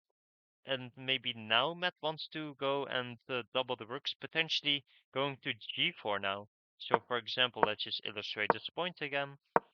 If you go to g4 and h4, now you can put this queen behind there immediately. Whereas if you had the pawn on g4, you would have to go to g3, h3, h4, and then h3, and then h4 to do that. So you would have to waste more time. Whereas g5 is a more useful move instead of wasting the time with first going cross and then over instead of doing it immediately. Yeah, interesting idea from Matt there. And now it's Anushka's turn to think of a move here. Still looking at g6 because now after g6 there's no queen h6, right? That we looked at. So after g6, something like rook g1, king g7, rook h4. There's already rook h8 here. One thing that I don't really like about g6 here is that h4, h5 is gonna come, and then you have created us basically a hook to get rid of our pawn. Whereas if that pawn would be back on g7 still,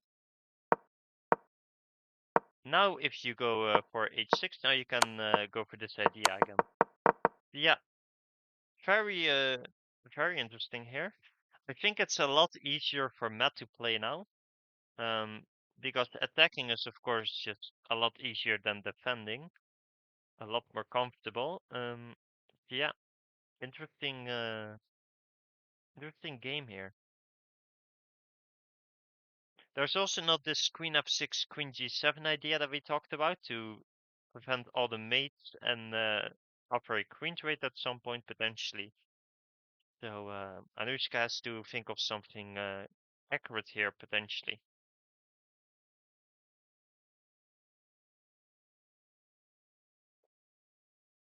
Let's see. In Kostya's game, meanwhile, what is happening here? Yeah, we did see this f6 move, preparing g5 once again. And I pointed out something like queen d3 here. Kostya starts with a3 though. And after take, if queen takes now, we can take this b7 pawn. And yes, they do get this pawn as well, but with our pieces being pretty active, we can, you know, get this rook involved with maybe rook b1 or rook d1. And already it's not that comfortable for black, I would say. Yeah, rook d1 they cannot castle because then we would sacrifice the rook for 2 pieces, which is good for white. And then, there's already a lot of pressure towards this king. So it's getting dangerous if black decides to grab the pawn. But if they grab the pawn and then go g5, what is the idea here? If they're take, maybe just going back or going back immediately. But this looks pretty scary for Kostya. After something like rook g8. And if you take, and then go back, then there's already this h4 move. I guess he could go for g4, h3, bishop f3, h2, and king g1.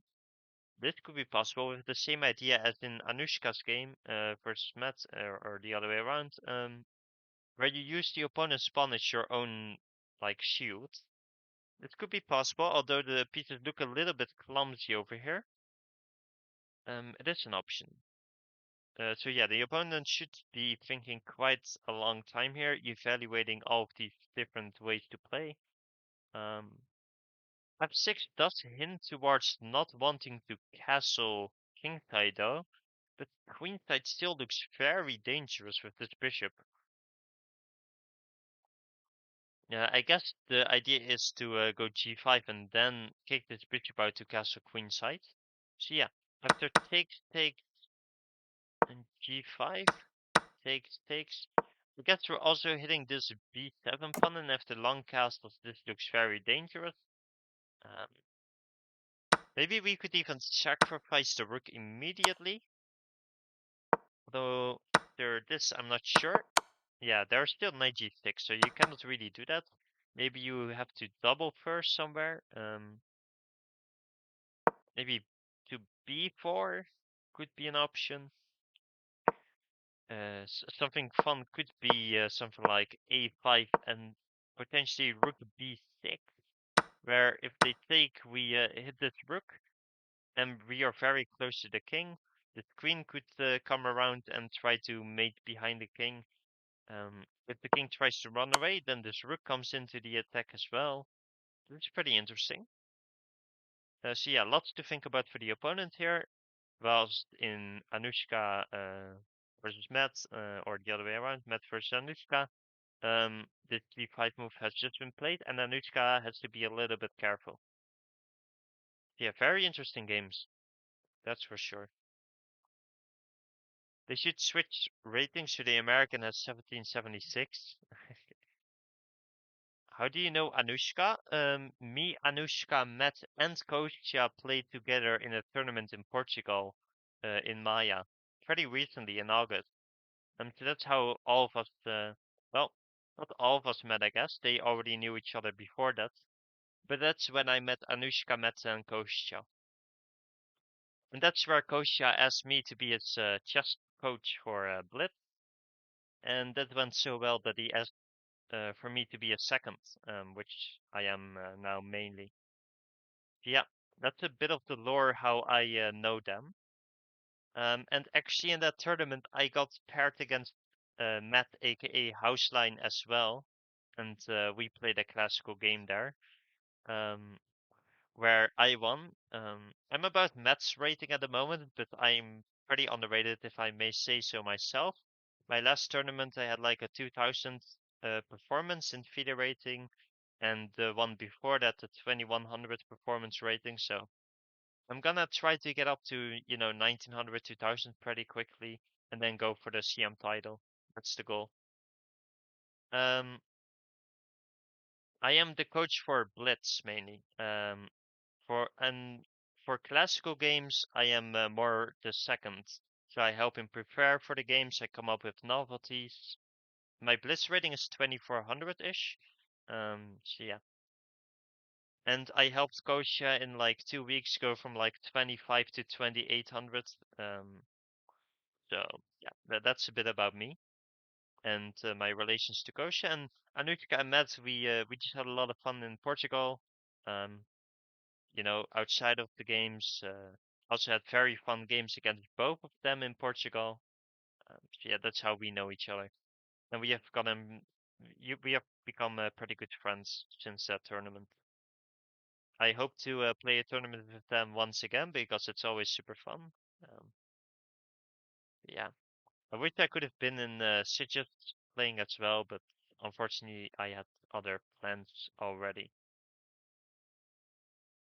So yeah, g5 still thinking here, and the h3 also still thinking. So after g5, if we flip the board here, how would you guys play this with black? with the idea of, let's say you go g6, trying to go for this idea, then h4, h5 is incoming, and if you don't, then this rook g1, rook g4, rook h4 idea is incoming, and it's not that comfortable with to deal with all of those threats. I do have a crazy suggestion of maybe going for something like e4, sacrificing a pawn to get a knight to this nice e5 square, but I don't think it should be allowed to be played here. You also give the square for the knight to come in, so, and you give away your very strong protected pass pawn, so I don't think that that's an idea. But it looks pretty interesting. This knight on e5 is really good, you know. But yeah, it shouldn't be possible. Maybe you could try to reroute the knight through here, or yeah, it's pretty hard. So what do you guys think? How should the black deal with this attack incoming? That's incoming. How do you guys think that Anushka should deal with it? Playing your friend is the worst. Well, it was not that bad between me and Matt because we just met about like a week ago. Well, not really a week, just like half a week ago. So we didn't really know each other, but him and Anushka have known each other for like months and months. So for them, this is like a lot worse. What about Rook C4? That is pretty interesting. Controlling the fourth rank here, so that the rook cannot easily come to G4, and you're also maybe looking to put your own rook on H4 or maybe G4, potentially even F4. That's a very interesting suggestion here. Yeah. And potentially we could like try to stack on the C file, but I don't think that that's ever gonna work after something like C3. But it's very interesting to try and slide this rook across somewhere. So yeah, good suggestion. Good suggestion there. I think G6, King G7, Rook H8. We don't want black to play G6. But right, after G6, Harry, what about H4 and H5 is incoming? G6, H4, and H5 is incoming. Trying to open the H file. How would you deal with H4 there? It's what I was not sure about myself.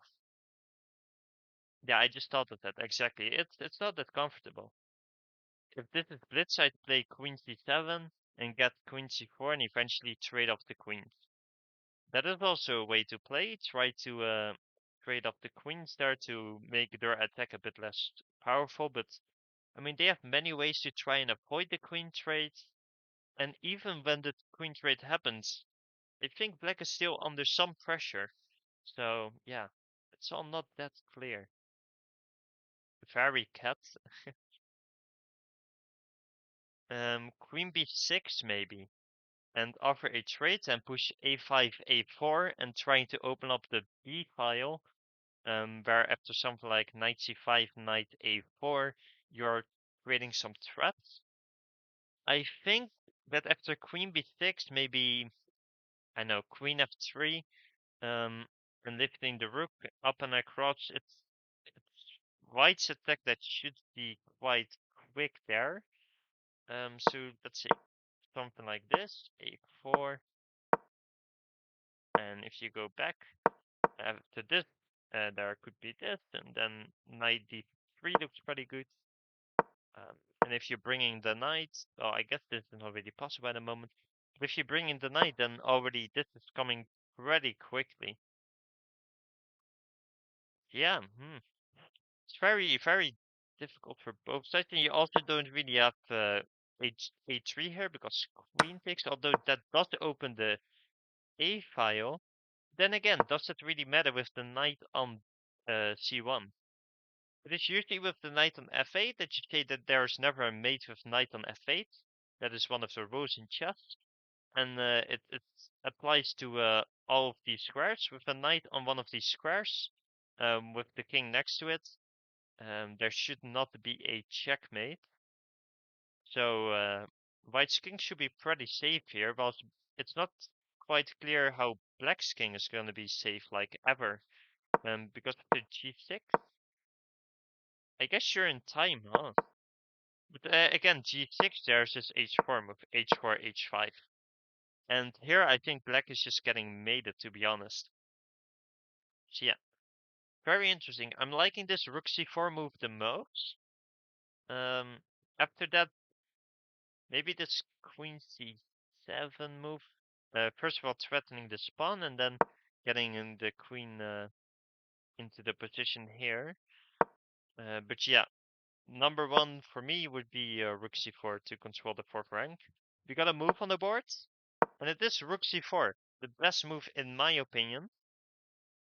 So yeah, that is really nicely spotted by Anushka there. And now Matt has to find a way to still go for this attack. Maybe he could go for h4, trying to go h5 and h6, but without g6, this plan is a bit less strong. So we'll see. We'll see.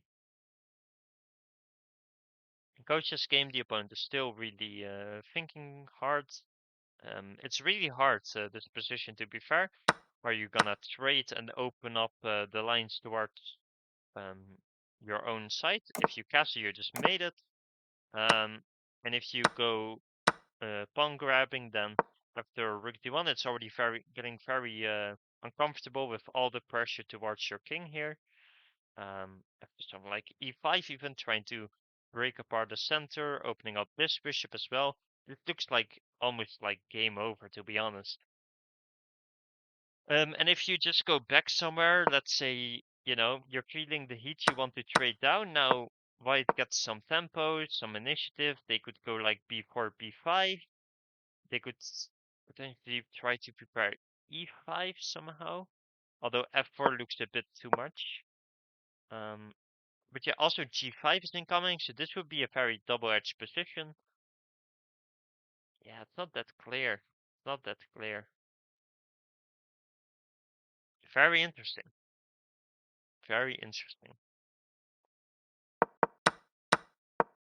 And also something like bishop g4 shouldn't work because of something like f3, and then there are maybe king g2 or king h2, and the king should be pretty safe, even though you weaken the king side, it's not that bad.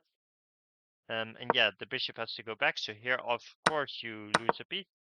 And have to take, I guess you can take here, and now you're at least gonna lose a pawn, so not right now of course, but at some point bishop g4 could be possible, but I think f3 and we're completely chilling. So yeah, let's move on the board a3, and let's move on the board rook g4. Let's see at the let's look at the cameras here. Kostya's not at the board. Oh, there he is. He's just walking around, so no one at the confession booth, I assume. At least no one that we are looking at. We do have Anushka here. Let's see if we already heard this one. Game, but I know Matt's probably also happy to play an game. So I don't know what I'm Okay, gonna do. this is I feel like I'm a probably new one it slightly seems. worse, but I think I can hold. Let's listen to Anushka for a second.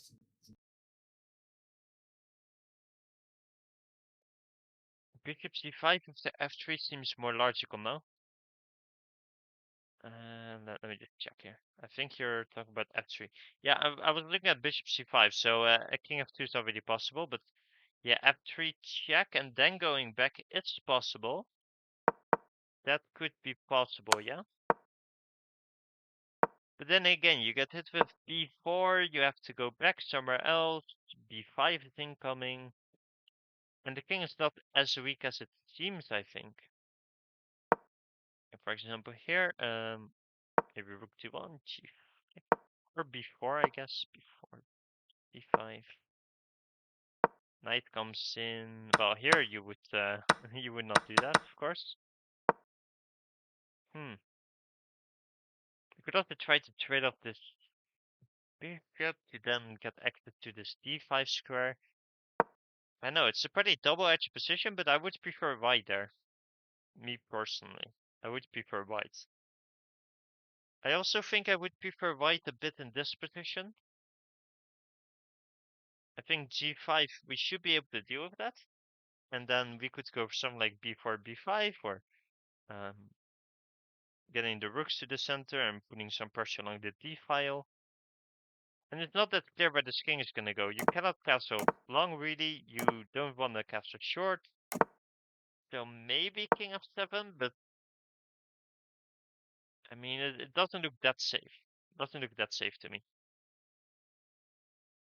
Yeah. Anyways, let's listen to this confession. Yeah, definitely. Yeah, exactly.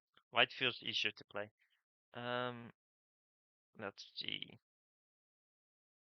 if I can get this one in the screen here.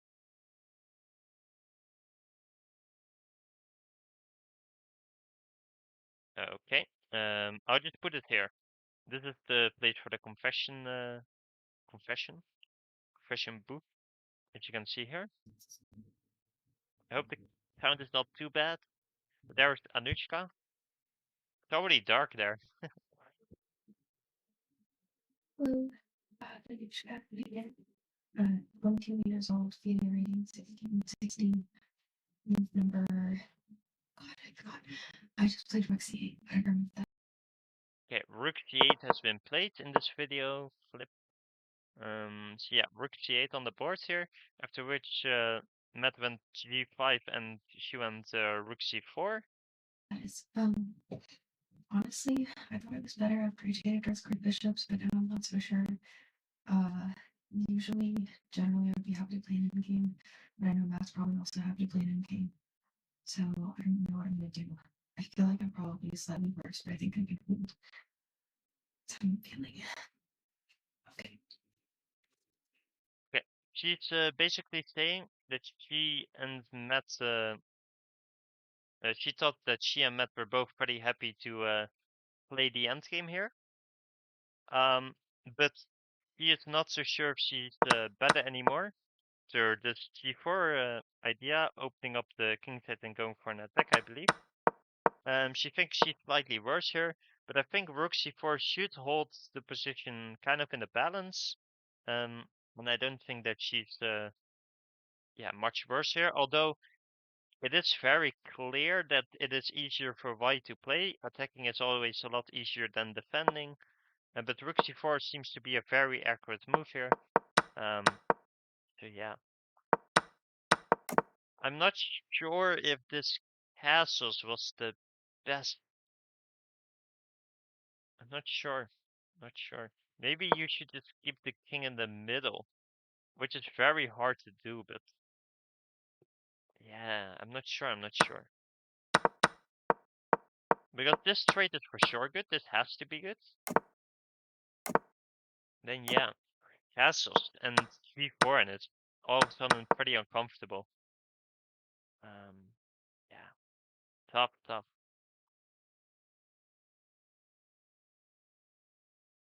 I believe we also got one from Matt a bit earlier, and no one now.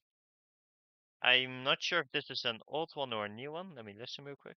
I debate pushing f4, but then it feels like I'm allowing some knight to e5 in the future if I take on e5 and things like that. And what I'm trying to do with g4, although she will get a passed pawn, is make sure she doesn't have an f pawn push to create connected passes. So if she takes, I will take back, and then there's an open h5 that I can use. If she takes, if she doesn't take and pushes, then I think I can lock down a little bit and be a little bit safe. Okay, here's talking about this h4 move. Sorry, g4 move. And after Anushka would push, he thought he could lock down and be safe for a bit. But I thought here he could just go aggressive, cut off the diagonal with the queen defending the pawn, and then bring the rook in to go for a mating attack over here. And he said if takes, then I think he liked the prospects of this attack along the H and G files. So yeah. And take did happen, and then he went for g5, but it was pretty interesting because he said he mainly played g4 to stop any f5 push, which is common in Sicilians. F5 push is very common. Taking some space here and getting the knight to f6 without blocking the pawn, somewhat opening the rook. But I think the idea mainly is just to open up lines towards the king and go for an attack rather than the positional way of stopping the f-pawn push. Although it's a nice extra, I don't think that should be the main idea there. So yeah, that was Matt's confession. Pretty interesting. Pretty interesting. The current position with rook c4 is on the board where Anushka took 15 minutes to find this move. Time well spent, in my opinion. And now Matt has to find a way to continue his attack. One thing about Matt, I think he's a very good and strong positional player, but the attacking part and the tactical part, which he wants to improve on and he's working on pretty hard, I believe, it's not as strong yet. So that could be one of the reasons why he was talking about g4 as like a positional move to stop this f push, instead of going for this mating attack, which I was pointing out as a tactical, attacking, aggressive, like dynamic player. Yeah, stylistic differences there. Yeah. Okay, Kostya's opponent decides to go back to d6 and try to trade off and, let the position calm down a little bit. He was feeling the pressure from Kostya.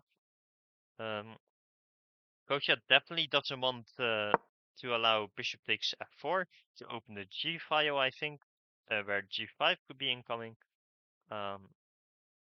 Yeah, I don't think that's ever okay, so I'm expecting something like a trade and then one of the rooks to d1 to take the file, and yeah, potentially b4, b5. But it's not that easy. It's not that easy. It is not that easy. What if you do allow it? But looking at this, I mean, this looks really scary, like really scary. Yeah, this looks really, really scary. You also give this square. Yeah, this gonna be okay. And if takes, you're of course just getting mated most likely with like bishop h3, rook here, castles, rook f8. Like that looks really bad. Yeah, interesting moment. And we see knight d5 played on the board. We saw this move before. This was a DGT error. Let me just look. Oh, okay, that was a small spoiler. My bad. I was just trying to see if it was a blunder again with a GTT board glitch or not. But yeah, we kind of got a sneak peek there. That's my bad. So what is the idea? Let's figure it out. If they recapture, you cannot recapture, of course, because it's discarded, and after queen takes and takes, we are on equal material again. So takes, and the bishop move. Our queen is hanging. Their queen is protected, so if the takes, there could be ideas with rook e1 here, and if you castle, we win the piece with a gray position. And if you don't castle, we're gonna play like bishop d6 next, or just b6 itself, and we're gonna get this bishop back. So this is a pretty cool idea. I think if the opponent takes, he's just gonna be dead lost actually. That looks really good for Kostya. So rook e1. So what should the opponent do? Maybe something like queen f7, getting out of the attack, of course, putting pressure on this knight so that after, let's say, nothing, now, oh, you cannot take, you're still on the pin, so then he would have to castle somewhere, which is not that clear. Now g5 is also not really incoming anymore. Of course, you first have to move the king, but g5 should not be as strong as it used to be before knight d5. So maybe the opponent missed it, could be possible, but this seems like a really strong move right here.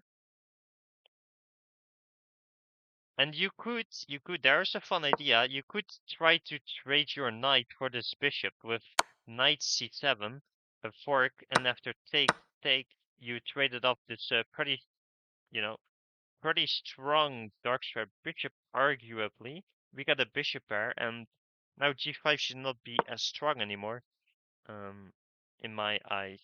Because after, let's say we do nothing, takes, we can put the bishop on g3, and they don't have the bishop looking at h2, for example. Although it's still very scary, of course, with something like rook g8. But yeah, very nice move here by Kostya. Let's go back here. We see rook c4, knight d2. Trying to reroute the knight to the king side, which Venus mentioned earlier. And also hitting this rook with tempo, so the rook should slide across the board somewhere. I'm looking at f4, where the knight cannot easily target it, and it's just very well placed. Another way to play could be to put on h4 to block this h-pawn, but now knight f3 comes with tempo again, and you're giving them a lot of tempos. And if there's something like rook g4, I mean, that's not too bad actually. But maybe h4, and yeah, I mean the rook is, it's a bit weirdly placed. It's also not that badly placed. I'm not sure. Rook h4 also, rook g4 also threatens this g5 pawn, of course. So they would have to respond to that with either rook g1 or h4. I quite like either rook f4 or rook g4 here for Anushka, but knight e2 cannot be a bad move. Getting the knight towards the action. So yeah, pretty interesting stuff here. He took 11 minutes on the move, so quite some time spent there. The opponent here is still thinking. Hello, Hamster Ham. I've been lurking for an hour. Solid commentary, Sam. Gotta shoot now. With this all good, Hamster. Thank you for being here. Good to see you. I hope you are having a lot of fun if you're still on vacation. And otherwise, just have a good one. I feel if queen f7, bishop takes e6, then black's bishop might be pinned after that. Okay, that is for sure in Kostya's game. Let me. Oh, is it? One sec. Oh, that's an old one. Okay. Kostya's game. Let's pull it up. Yeah, Kostya's game. Queen f7, bishop takes d. Bishop takes d. Wait. Where? This here, yeah. Huh. Huh. Hmm. Yeah, as I've said before, I've been hanging pieces like this entire week with the commentating, so I guess Queen f8 is forced, yeah.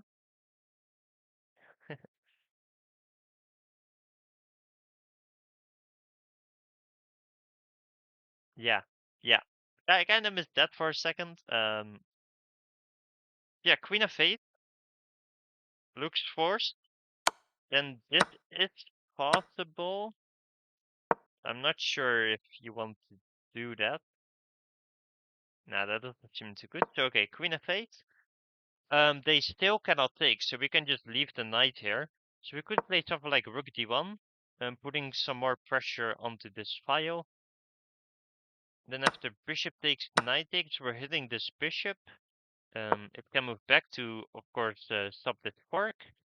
And then, I mean, our pieces look way more active. Like we can play something like bishop h7, threatening this knight. And after something like long castles, I mean, it's looking dangerous. It's looking very dangerous for the black pieces here.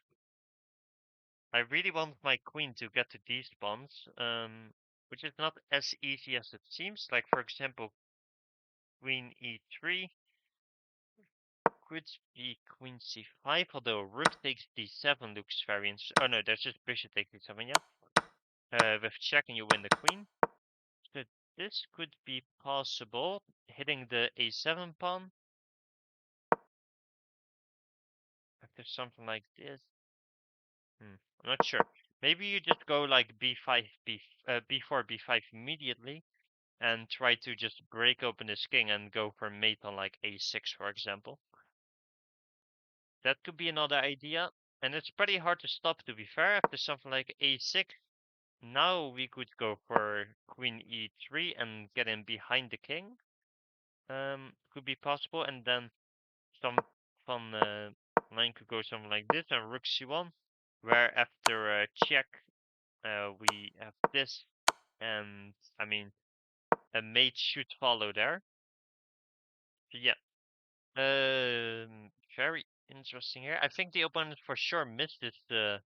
As we saw, unfortunately, we did get spoiled by the engine. The brilliant move, knight d5.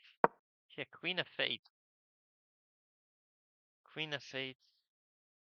And then rook d1 looks pretty uncomfortable for black. And it seems pretty forced. It seems pretty forced. Because I don't think you want to take. This looks quite bad.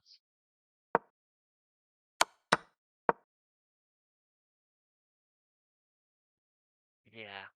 I mean, I guess you could just say, like, okay, have the piece back, but I mean, there's also a lot of activity here. The spawn is gone. No, this has to be game over.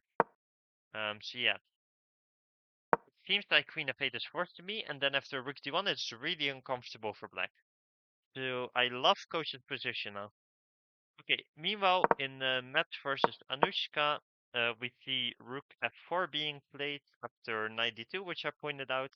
One of the other options was rook g4, and we see h4 getting ready to storm the king over here, after something like rook g1 possibly, and then, well, not h4, h5, because then we saw g6, but after, for example, something like this, h4, do some random move, we could go for this move g6, and then h6, and if takes, of course, they're gonna get mated now. So yeah, very interesting stuff here. For sure, Anushka is the one who has to be careful now, and she's already down 15 minutes on the clock. So I am gonna say that this looks really good for Matt. Yeah, if I would love to be in at Matt's side of the boards with the clock and the position right here. Yeah, it's not so clear what Anushka did wrong. I guess castling might have been wrong, but it looks so natural, you know? Yeah. And then perhaps rook c8 was not the most accurate, as well as maybe taking. Although this also looked really bad. Yeah, I guess rook c8 was just not accurate. He maybe had to go g6, where after queen h6 it looks really bad after the rook lifts, but then you should be in time to get rid of the threats there. And after something like this doesn't matter because now the h file is closed, and you can go like king h7, for example, or something like rook c8 and then king h7. Something you don't want to do is take the pawn. That would be bad, I think. Although maybe not here because the queens are off. You're gonna play f5 any moment now. This could also be nice with something like knight f6 and knight e4. Hmm. It could all be interesting. She goes for f5. Now that is the move. She had a game already, like in this tournament as well. She had a very similar game to this game. Well, at least not the game, but the position. Where the opponents went for this kingside attack very early on, and she had to play f5. And usually f5 is one of those moves. It looks insane, but it is almost always the only way to defend all the checkmate threats that are coming your way. So f5 is a uh, really aggressive move, like a very aggressive defensive move. But it looks really good to me. It looks like the way to try and, you know, stop the attack. Um, and yeah, there's no h4 here because then the pawn falls, of course. And after something like rook g1,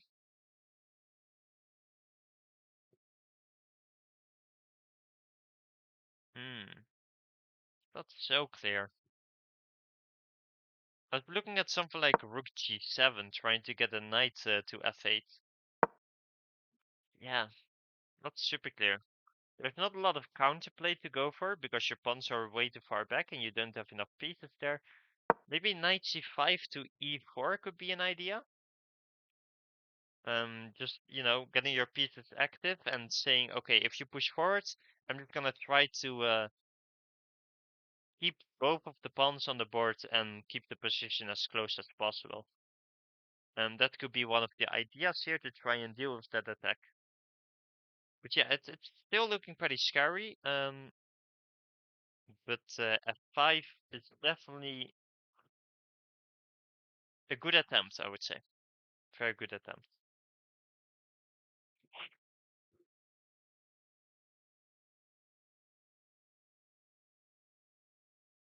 Meanwhile, in the confession booth, I don't see anyone since the last one from Anushka that we watched. So yeah, not much to see there. What are you guys saying, meanwhile? King is on E8. Oh, king is on E8. I can visualize the position without the starting position on the board, which doesn't happen much, but I thought it was king D8 at the end there. This is the starting position for Met. Okay, you want to see Kostya? Of course. We can go to Kostya's game. Here you go. Yeah, I was told to give some priority to the game between Matt and Anushka over the one from Kostya. So I've been focused on that one. King E8 to D8 at the end of that line.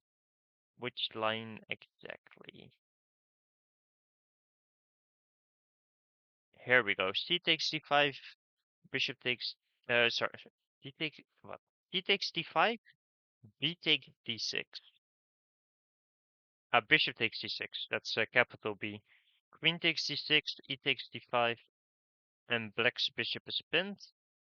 And then king E to D8. It's the idea. Okay, let's put that on the board. So you have to take, king E D8. And then, I mean, it's hanging.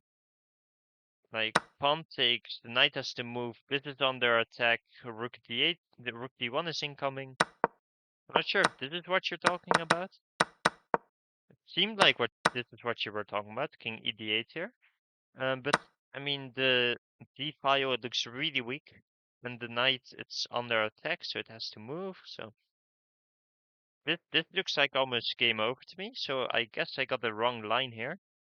Let me know.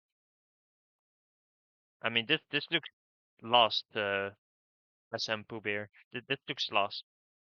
Yeah. Yeah, this looks lost. Yeah. So yeah, I think taking here is it's super dubious to do this. I think you're at least losing a pawn, or you're absolutely getting mated somewhere. So I think Queen F8 is fourth, but then after Rook D1, it's super uncomfortable here for the black pieces. Like if we flip the board here, I would not want to be in the shoes of this player. Absolutely not. There's already threats, like let's say you do nothing. There's the threat of taking here and then a discover check onto the queen. And yeah, if you move it away from being captured, then there's always this fork here. Oh, oops, sorry. That's my bad. There's always this fork here. Actually a triple fork, because this bishop is also under attack. I guess you could go here, but then you just lose an exchange, right? And if you lose the exchange here, I mean, this should be game over. This should be game over. Maybe like e5, maybe just something slow like doubling the rooks. Yeah, tough. Now let's go back to this game. F5 on the board.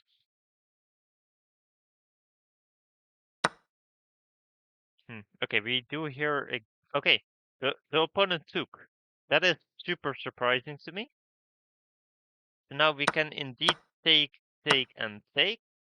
And this guy is pinned. Or we could just take immediately. That is also possible. Although this could be worse after bishop takes. So yeah, I think bishop takes e6 is the most accurate. And this is super uncomfortable for black to deal with. And after, yeah, king d8, this should just be losing. After castles, and I mean, we're forced to take.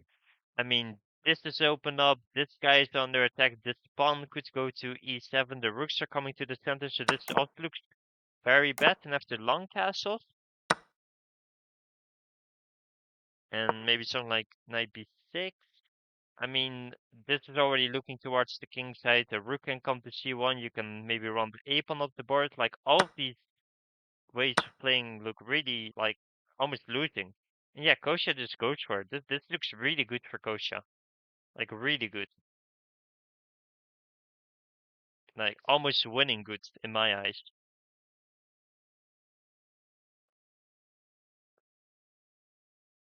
Yeah, 95 is an amazing move.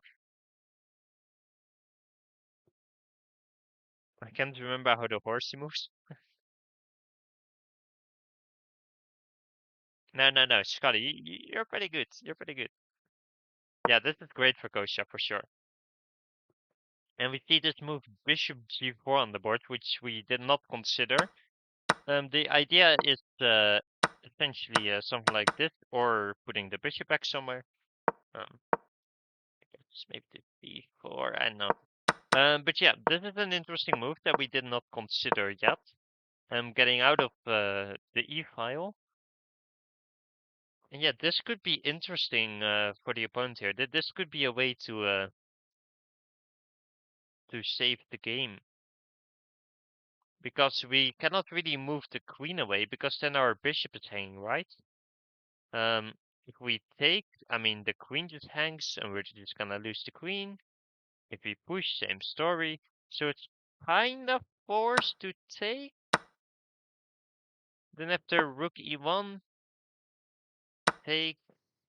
We could take on d5 now, because this guy is pinned, and now we should be up a pawn, and we should have a very good endgame.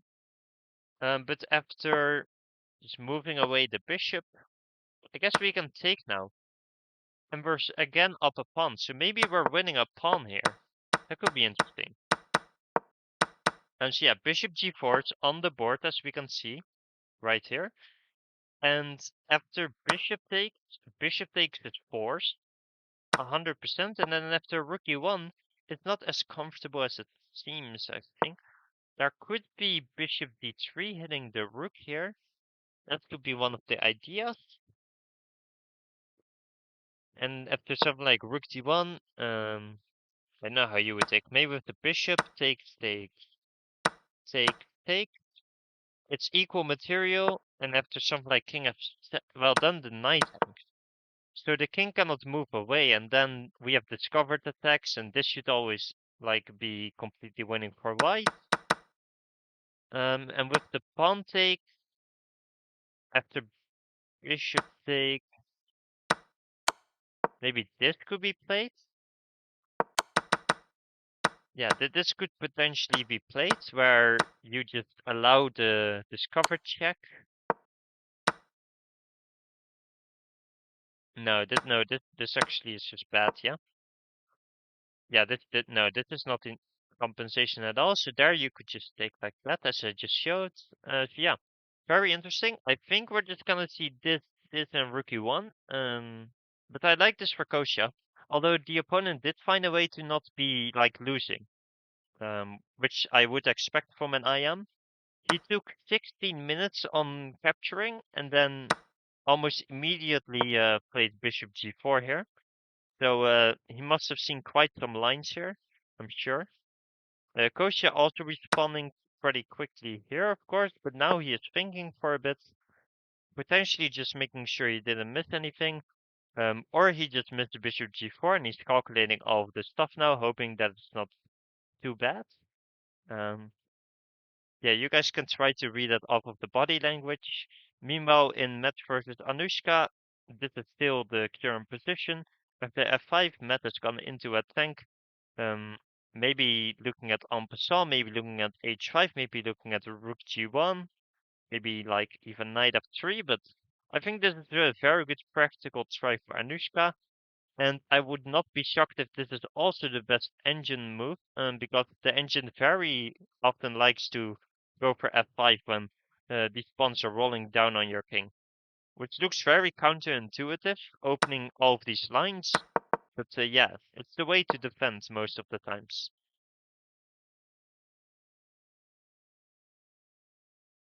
Let me go back to the chat here. Bishop takes queen is probably best. A pawn is all he needs. Exactly. If he gets that, then it would be really good. Nothing got played here. I heard a move being played though. Queen takes g4. That is also a way of doing it. And now he forces the king to stay in the center and he wins a pawn by force. I did not really consider that. That is the better way of doing that. And yeah, I mean this looks really good for Kostya. And we could probably push and look at something like rook e7, although this could be incoming. Yeah. Now this is protected. And we cannot really come in here anymore. Although we could do this and just claim that we have a better endgame up pawn here. Opponent goes for king d6. That is a move. That is a move right there. Gives up a pawn, puts this king in front of the pawn. He's gonna put his rook on c8 and e8 to control the two open files, and maybe try to collect the pawn with something like knight b6 and knight takes d5 down the road when his rooks come to e5 and c5. Very interesting attempt, but if anyone is trying to win here, it is Kostya by far. So I think we're in a 2-result game at this point. So yeah, very good stuff from Kostya there. And this one, it's looking scary for Anushka. But if she can defend this, it should be pretty good for her, I would say, if she managed to defend the attack. And yeah, Matt is taking a long time, so he's not too sure what to do here. So that's good. So yeah, interesting stuff on both boards. Very interesting. I did not expect queen takes followed by uh, queen takes and or bishop takes and then walking the kingdom. That was not on my radar. This whole sequence. That was not what I had expected. But it's really interesting. Like this, this is the idea. Because of course you cannot allow this check. And yeah, I mean this looks very natural to me. Even though this check is covered on this side. But then there is rook e1. I guess you can trade and then take the e5. Yeah, not that clear. But coach is of course the one pushing for a win there. So we're very happy on that board. Let's go back to this board. Yeah, as I said before, Kostya himself told me that I should focus on this game rather than his game. So if you guys don't really see too much of this game, sorry for that, but that's where that was what Kostya himself wanted. He himself wanted me to look more at this game. Yeah, f5. What if en passant? What should we do with the black pieces here? There's obviously many ways to recapture. There is knight takes. Getting the knight into the game through the king side here. Then after maybe something like rook g1, which is pretty natural, you of course hang the d pawn. So we have to defend this. We can either do that by playing c4, which would severely weaken our king, I would say. We could also bring our knight into the game, opening up this rook to the defense of this pawn, and maybe going for something like knight g5 and knight e6, which looks pretty good to me. Although when let's say we shuffle here, let's say a knight does land there, there could be some tricks of knight takes d5 at some point.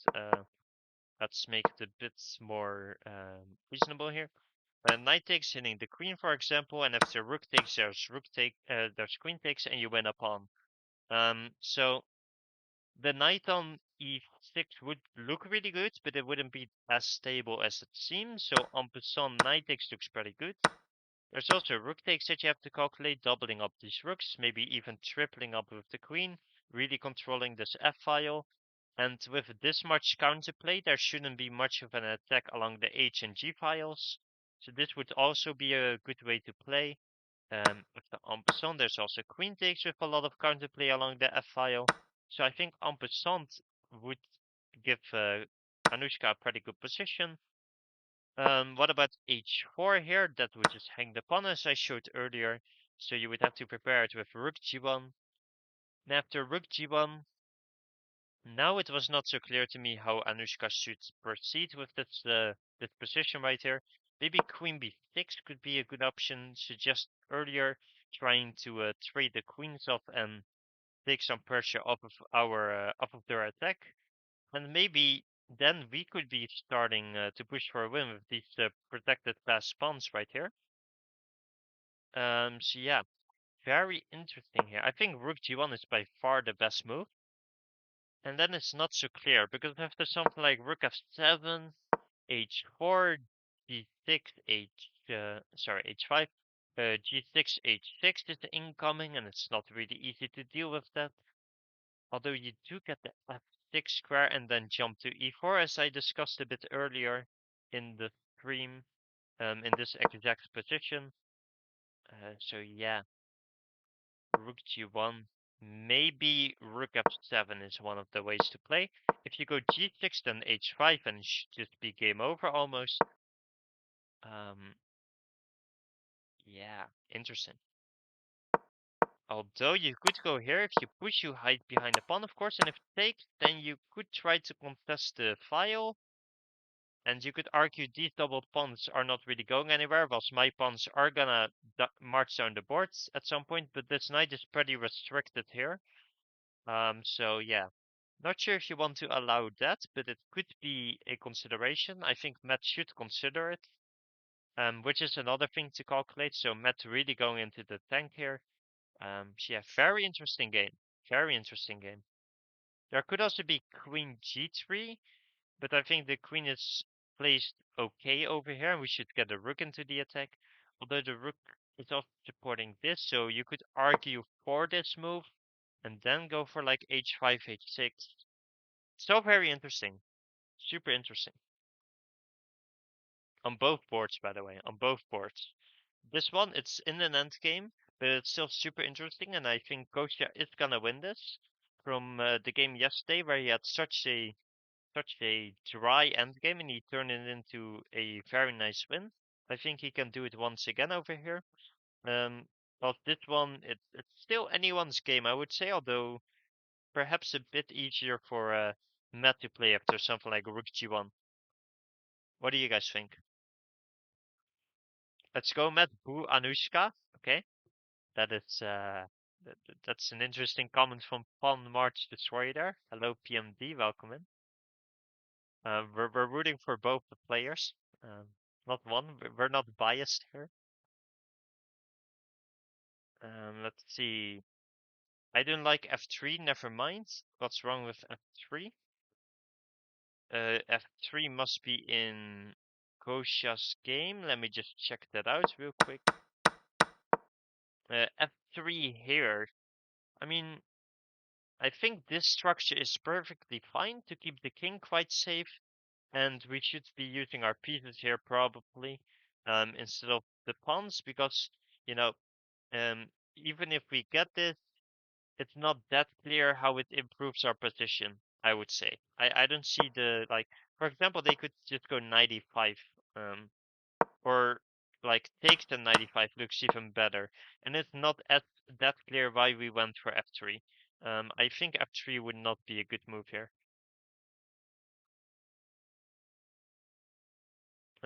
Yeah.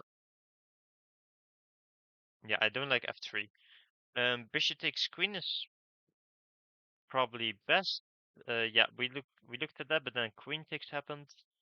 Yeah, this line was not on my radar either. Matt thinks for too long. Matt is sometimes a pretty slow player, yeah, but he is pretty good, you know. He's gonna find the lines.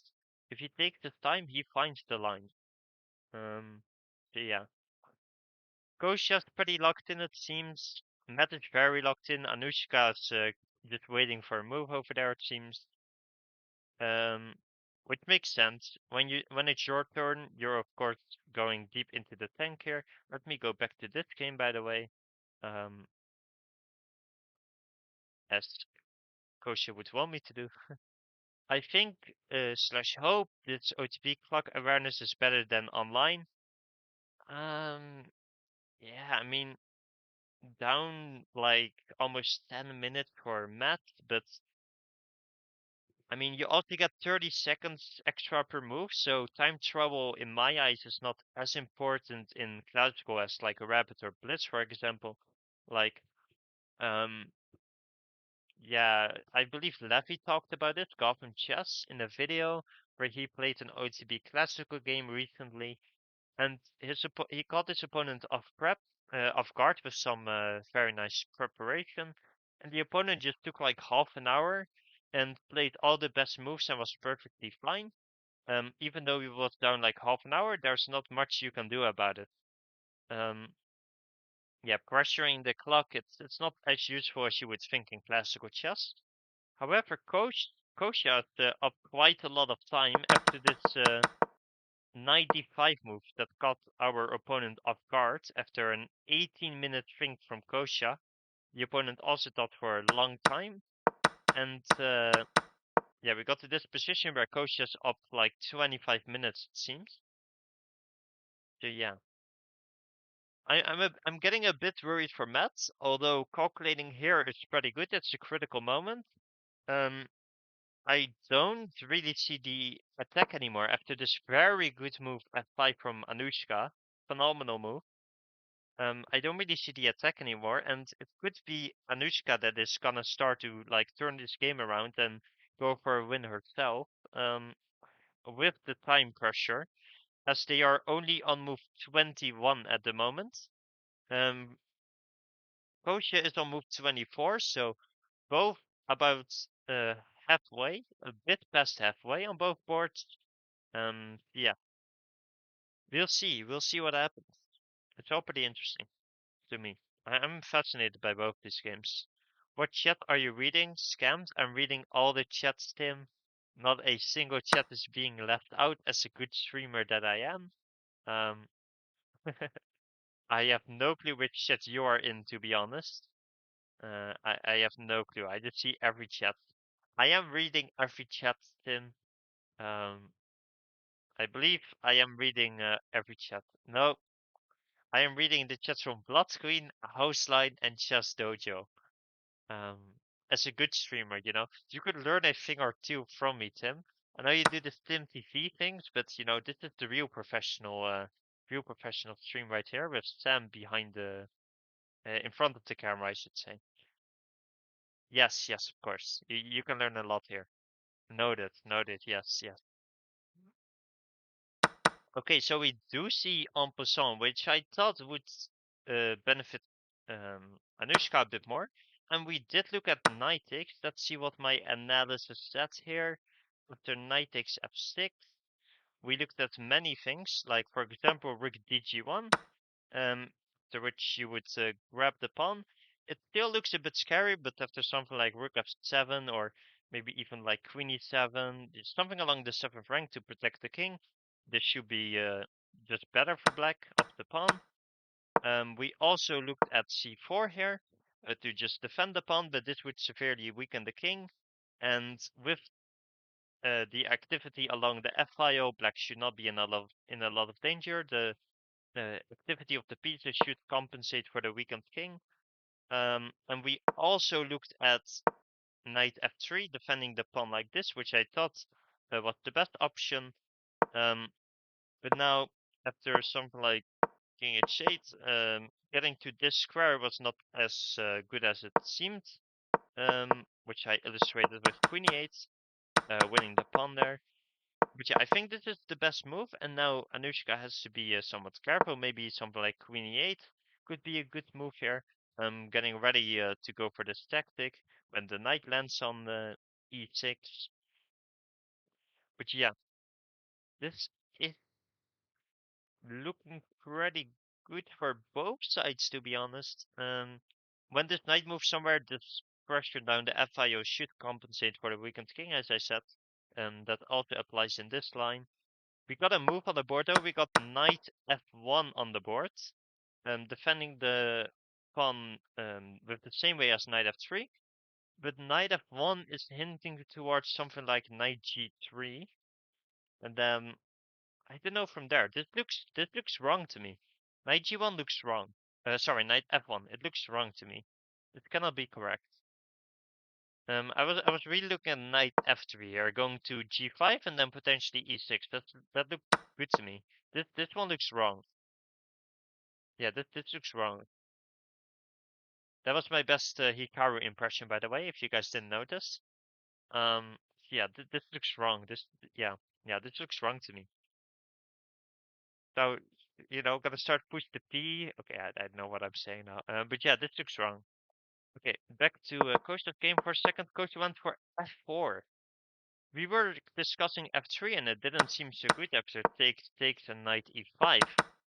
And after f4 that is still possible, so I'm not sure what Kostya saw here. Maybe just bishop e2, but then king take. And without the queen, it's not that clear if you're gonna mate your opponent right here. You would have to go like bishop g2, and after something like rook c8, I'm starting to like Black's chances of at least securing a draw here. Yeah, and he just goes en passant. I don't like this for Kostya. I would have loved to see one of the rooks to one of the open files, or maybe taking some space. This looks wrong. I guess he was scared of these pawns advancing down the board and breaking apart the structure here, which does get stopped by f4. But oh, he goes for rook takes. Interesting. And after knight f5, now he doesn't have to waste the tempo, and he can maybe slide the rook across to c3 or b3. That's interesting. That is pretty interesting. But then again, rook g8 or b6, if you go to b8, it's not so clear, I guess. And you might have to go back, but then you could open up the bishop, and you could trade everything up and just argue I'm up a pawn. This is like a no-risk endgame, and I have the bishop. Yeah, I'm not sure. Okay, the opponent just goes for rook c8. Not even going for knight e5, just immediately taking the file. And if anything comes to the e file, then he goes knight e5. This is the accurate way of playing. Yeah, this looks like the best move to me. And now it's not that clear. If you go to b3, then just b6. And now if you go to c3, a trade will happen. Rook will come to c8. And now this is backward spawn is quite weak, I would say. Although here you can take, so they would have to first go b6. But then again, this is a backward spawn, it's pretty weak. I don't know if I like this. You could try to do this, but I mean, this looks a bit far-fetched. You can put a knight on c5, that's very well placed, rook on e8, try to infiltrate somewhere. Yeah, I don't like this. I don't like this for Kostya. But maybe you guys have different opinions about this position here. Matt didn't spend a lot of time thinking, so knight f1 must be doing something for him. Yeah, I think he thought of knight f1, of course, in that very long think. He's, of course, not thinking 25 minutes about just playing en passant. He was, of course, thinking, what do I do after en passant? And he thought of this move, knight f1. But, I mean, it has to be a very deep idea after 25 minutes of thinking. But I I find it a bit far-fetched. I don't like this. I think this is going the wrong way. I think knight f3 to g5 was the right idea there. But he's gonna show us the cards that he's holding in the next few moves, and it's gonna be very interesting to see. That is for sure. Whilst in Kostya's game, I am not liking this at all anymore after f4. But maybe to stop something like g5. But I don't know. I don't like this at all. f4. I don't like it. Of course, the opponent couldn't take here, but because then there will be discovered checks. Like for example, you could take the pawn, but there should be a lot better. Like maybe rook e3, cutting off the king from going back along the e file. You cannot go back to the c file, and then maybe just going for like, or you could go here, and then maybe even going for like a ladder mate in the middle of the board. something like that. Just hunting this king down along the files and grabbing the pawns in the meantime. That could be very bad. So yeah, the opponent, of course, not taking the pawn back. Instead of going rook c8, and yeah, I don't like this. Don't like that one bit. We see the move bishop h3 on the board. Okay, so this was the idea to get rid of this g4 pawn, to use the bishop along this diagonal. And if takes, then there's of course check and you lose the piece. But again, maybe, but I don't like this. I guess he's gonna try to plant his bishop on e6 and create this wooden shield, but it has some idea to it. I still don't like it, but that might just be me. That might just be me. What do you guys think? Do you guys like this idea of f4 and then bishop h3? I'll just meanwhile go back to the other. Well, not immediately because I did ask you guys a question about this position. It doesn't do good for white or for black then because white is up a pawn. So what do you guys think? Matt's game, what would you do after knight f3, knight g4 instead? Okay, I'll switch. Knight f3, and then you get this with knight g4. Ah, didn't see that one. But maybe we can go queen g1, counter attacking the knights, and if they take, we take. I mean, this should be a draw, yeah, with the active play along the f file and the spawn running down the board. I just forgot that this was possible. And to be honest, I forgot about knight g4. Maybe this is actually a better way to play, but what happens after knight g4 still? And after, this queen goes somewhere, it's not that clear to me. Although you don't, knight g4 is a good move. You could also go for like knight e4 potentially. And yeah, I mean the pressure along the f file should compensate more than enough for the possible attack coming down the h and g file. So I think Anushka is pretty much turning the game around at this point. But yeah, knight f3, knight g4, queen g1, takes. I think if anyone should be better, it should be black. Because sure, it seems like we have a great attack, but after someone like queen e7, there shouldn't be much. Let me just see. We got a move on this board. We got knight e5 now, and now the rook has to move. Okay, an offer the trade of rooks, where we would hit the b pawn. And now, after the trade, for example, and and b6, there is no rook c8 for our opponent anymore to hit this weak pawn. So that is a creative idea to deal with the weakness that we just created by trading. But yeah, I'm not sure. I don't love it. I don't love it. Yeah, knight f3, knight g4 is just bad, Oscar. Knight f3, knight g4, knight e6. What a play. Did I just miss another move?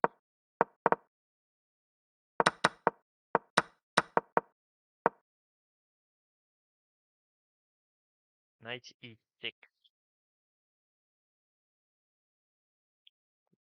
I mean, I don't see it. I don't see it. Let's go back. This is the current position, and knight g4 got played anyways after knight f1, but now, the knight is not hanging, so we don't have to resort to queen g1. We can do anything really that doesn't hang the queen. But again, I think Anushka is taking over the game now with a lot of pressure down the f file. This pawn can start marching potentially at some point, and the attack shouldn't be that hard to defend if you just cover the Sefer Frank a bit.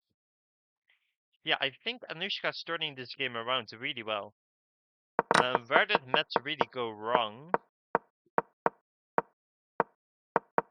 Yeah, maybe this h4 move was not the right idea.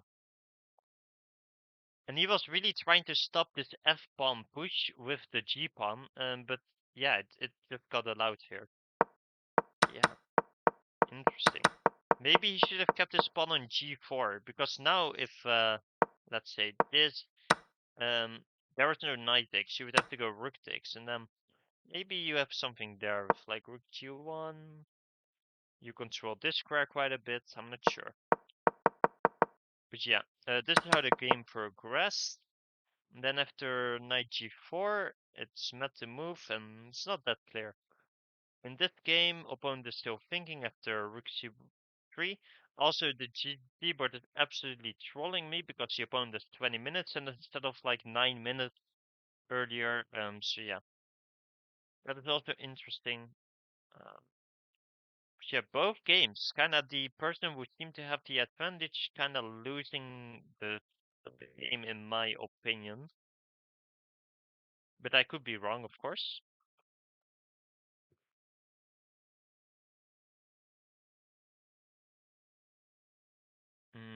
Still looks like a two-score game to me, to be honest. I would agree.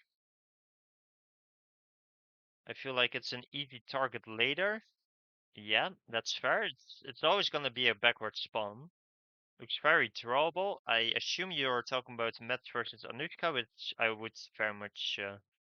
Or do you mean Kostya? Because in yeah, after f4 possibly. In this one, it's like a 3-result game, I would say. Not very drawable. Rook 8 f4 wins a pawn then, right? I must have messed up a line again. Rook 8 to f4. Oh, here.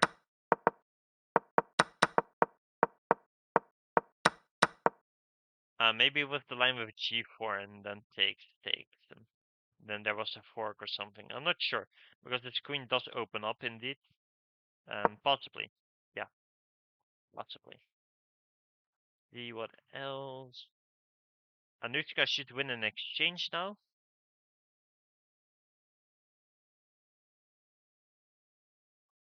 Oh, oh, oh, oh. I am blind today. Yeah, there's a fork incoming. Well, don't go there. There is a fork incoming on f2, and it's not really that stoppable.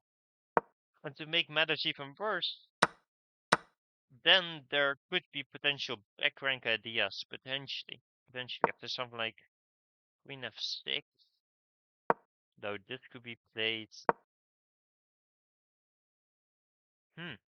Yeah, Anushka, this completely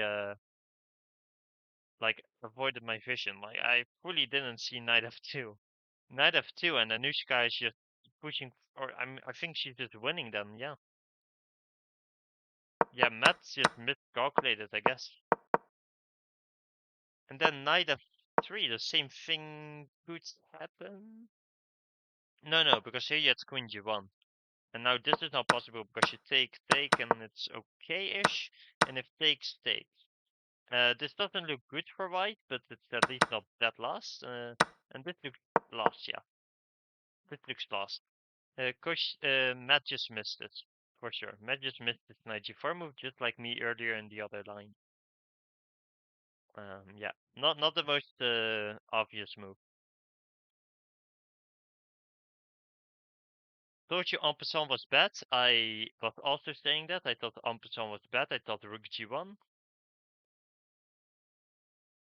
Knight f2, yeah, knight f2. Yeah, you eat food with, yeah. It's good Tim Cannon is here. Okay, Oscar, now you're starting to talk some gibberish. Queen d3, knight 2 looks like a clear exchange. Rook g1 is met by rook g4. Yeah, Matt isn't happy on the camera. Yeah, he's seeing it. He's irritated after he played knight f1. Yeah, he just blundered, I think. G1. Yeah.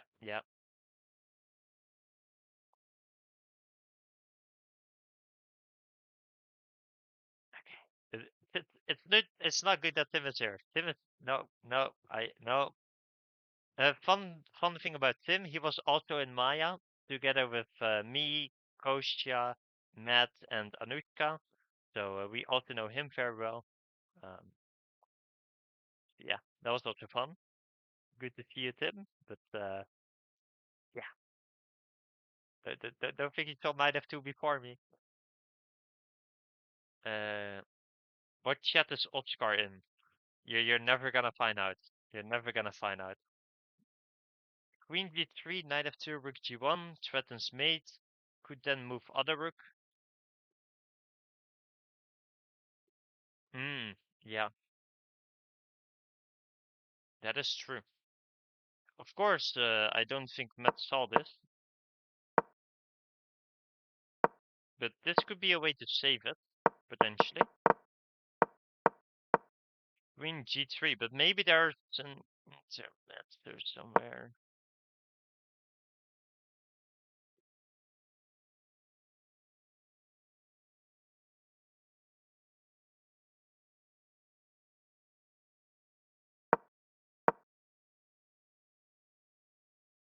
But the idea, of course, if knight takes is mate, as he said.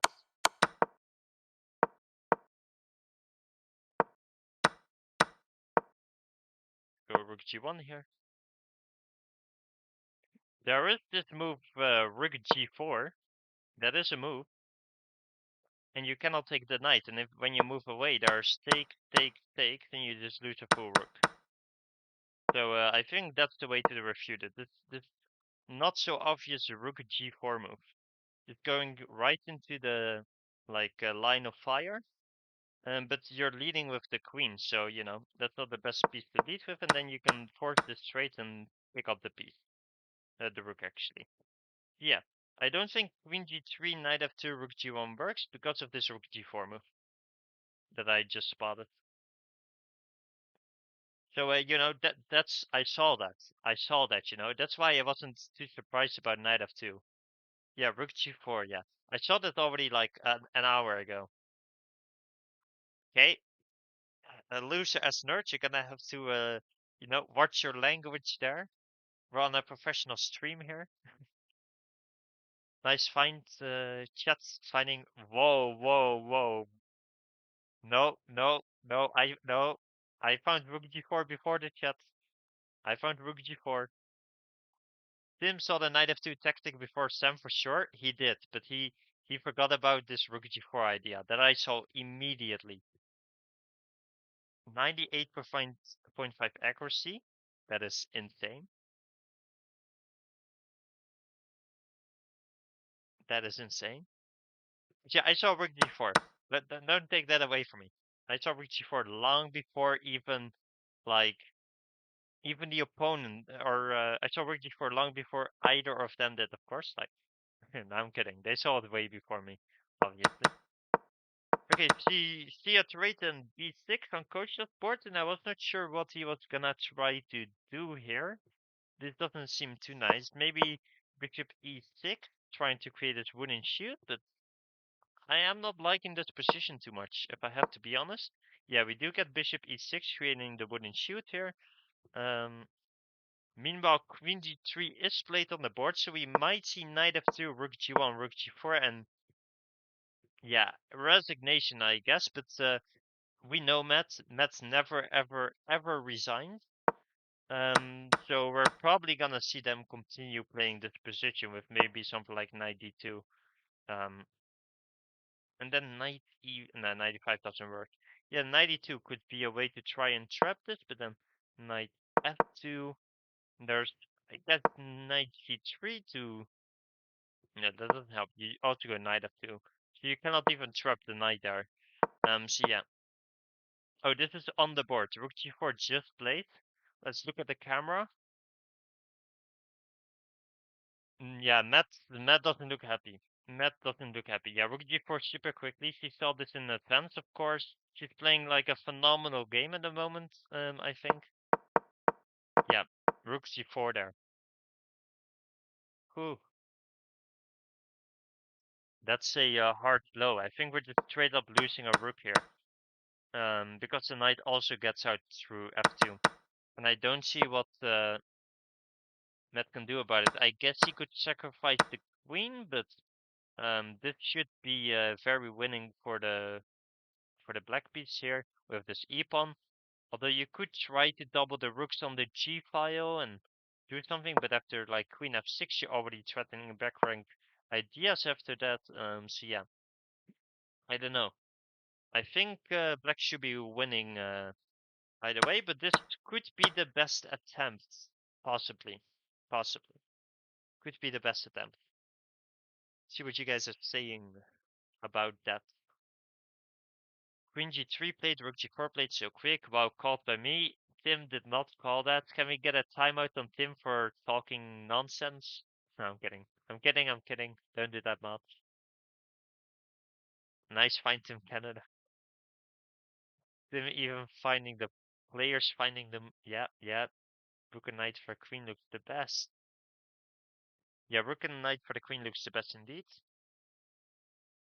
What chat is Tim in? I'm gonna find him. I'm gonna find him. Where is Tim Cannon at?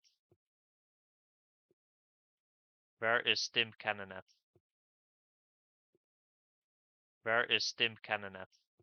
I don't see him in Anushka's chat. Voor maar €9,95 geniet je nu van een Big Mac. That's an ad. Let's not listen to that. He's in Matt's chat.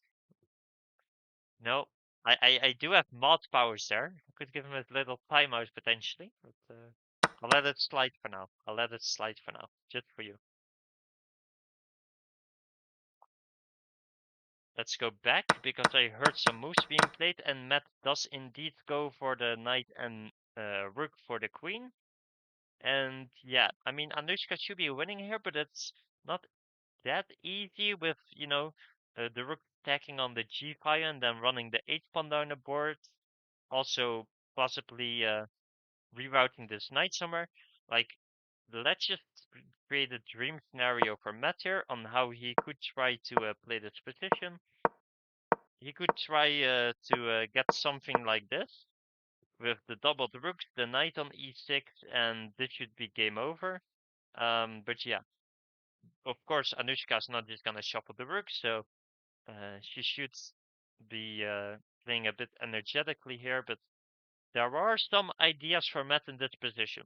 There are ideas on how to play with this crazy imbalance. Oh, oops. That's not what I meant to do. Meanwhile, in Kostya's game after bishop e6, the opponent went into a long think. Okay, we see rook f2 played by Anushka, trying to create some counterplay towards the c2 square. That's pretty weak. Knight e3 is a nice move, defending the square and just centralizing the knight, holding everything together in the entire position. But the knight is a bit loose, so yeah, after maybe something like queen b6 hitting the knight, it's not so clear where the knight is gonna go. Because if the knight moves now, the c pawn is hit, and if you defend it, now your pieces are pretty passive. Although here actually this pawn is already hanging. But okay, here we can take the knight, so that's not possible. Here we can also take the knight. I'm tripping. I am tripping. But yeah, the knight is a bit loose, as I said.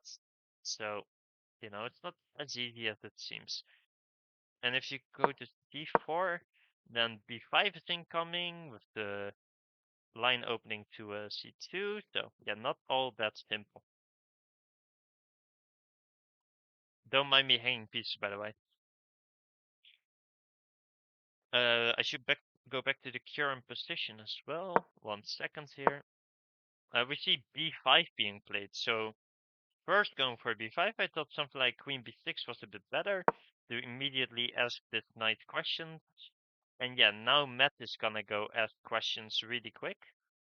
So yeah, I thought queen b6 was a lot more accurate. I think this is at least an inaccuracy and probably a mistake. And now Matt has some chances, I would say. Has some chances. Because it's not that easy. And if you go back, you kind of just wasted time. And Anushka or Matt could try to find a way to get this knight into the game, or just push the h pawn down the board. Also possible here. So yeah, it's not so clear after b5.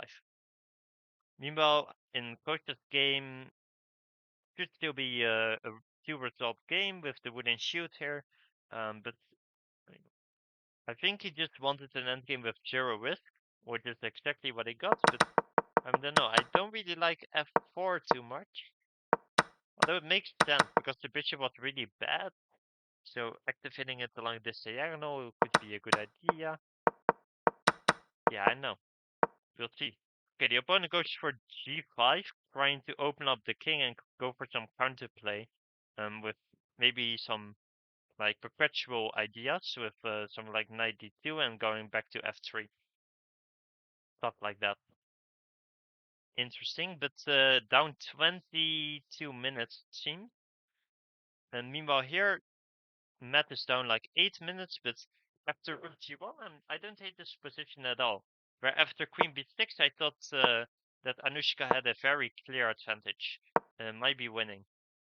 But yeah, interesting stuff there. Yeah, these are the current positions, I believe, after b5. See what you guys are saying.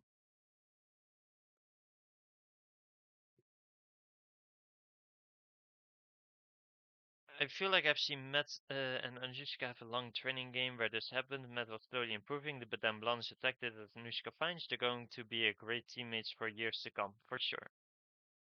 At the time, yeah, after move 40. I'll let you guys know what move it is in a second here. And Sam loses 1900 elo when you put him on camera, aware. Noted, okay. I would still adopt you on camera, Tim. Just letting you know. But okay, let's go check the times here. Okay, this is move 29 on the board. So about 10 more moves for both players. And in Kostya's game, it is move 30, so also about 10 more moves for both players. So not severe time pressure, but definitely some pressure. Definitely some pressure.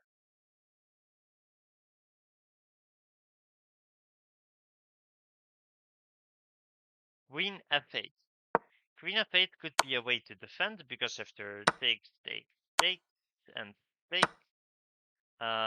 we have the rook versus the knight, and yeah, we should be able to grab this. Well, no. I mean, this should be losing, like very lost for white. First of all, there are back rank ideas, even though it's covered by the knight now. The knight is loose, as I said before. This pawn is gonna fall, and then this pawn should be able to run down the board with the king and the rook. Just don't hang any forks here. So like, for example, after h3, creating some loop. Don't go to f6 and blunder this. But it's a classical game, so I didn't expect any of that. Yeah, queen f8 could be an option. You could go back to f7 here. Yeah, I think those are the only two options. I guess you could go to any of these, like for example queen c7, hitting this pawn and protecting that pawn, and then you can threaten like rook e2, for example. Kick the knight out to then go for mate. There's a few ways to deal with this. There are a few ways to deal with this. How many moves yeah, about 30 moves currently, and it's like 30 minutes extra on move 40. So yeah, about 10 more moves for both boards. Queen f8 is played. Queen f8 on the board here. Queen f6, so you're defending the h pawn push 2 maybe. Well, queen f6, there's rook g6. And then, you know, you're just improving the rook a little bit, it seems. And there's no back rank ideas because of this knight on e3. So yeah. Queen f8 is, your intuition was correct. Yeah, queen f6, I think there's rook d6. Queen f6, rook d6, queen f4. And then I thought, wait, I'll put it on the board for you. So I thought queen f6, rook g6, queen f4 with the obvious idea to hit this knight, and if it's moved somewhere, then there's back rank. Here I thought we could first take the pawn. Wherever the king moves, then we could go knight d1. And if you trade, I guess we cannot really take because then this is hanging and this is hanging. But we could just go back with the rook, I think. And if you take. Now these are defending each other. Or well, this is defending this, and you can play king c1 potentially. Although maybe there's some stuff here. Maybe queen h2.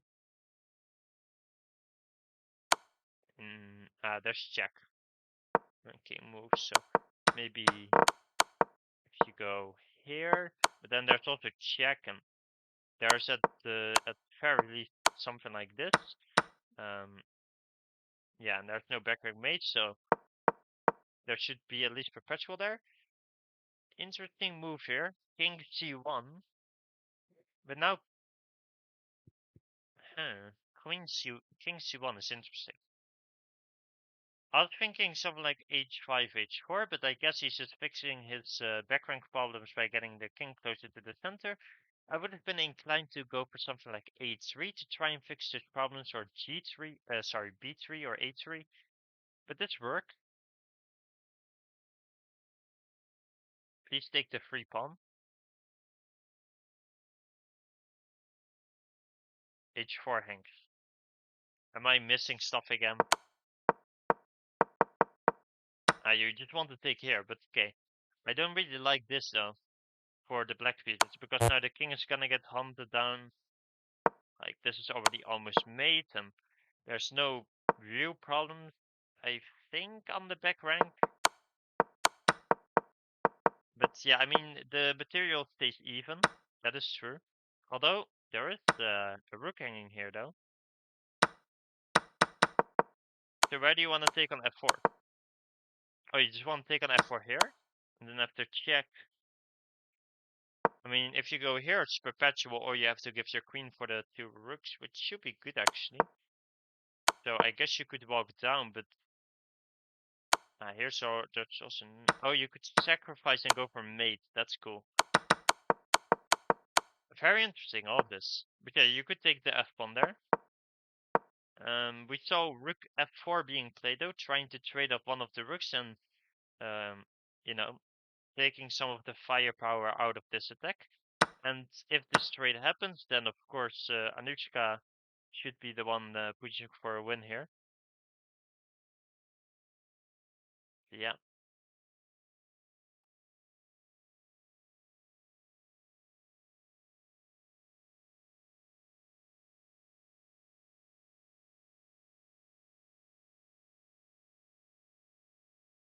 Okay.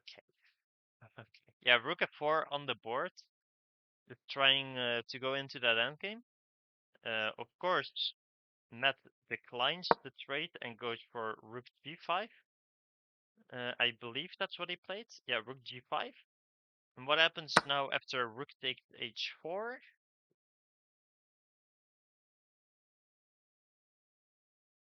He wants to sacrifice the rooks, and then he has a fork at the end, and he wins the game. That's pretty nice. You gotta give it to him, and now he's preparing to go like h5, and there's no rook f5 to try and offer this trade, because that's covered by the knight. But I guess you could go like rook f3, kicking the knight and going back, but then there's king d2 potentially. Although this does look a bit awkward. And you run this way. But then you're either mated or you have to go here where you lose the queen. But even then, black should be the one winning here, so that is actually possible. Meanwhile, we hear some moves in Kostya's game. So he took on g5, and then the opponent went for a check, expecting something like king f2 or king g2 here. And then the opponent is gonna take back here, threatening to get rid of the wooden shoot completely by winning a pawn. And yeah, it's not that clear what Kostya wants to do here. It's not that clear to me. Yeah, okay, so you just went king g2, but now this is a big threat. I guess you can go rook e1, but then after rook e8, I don't see how you're gonna hold on to the pawn.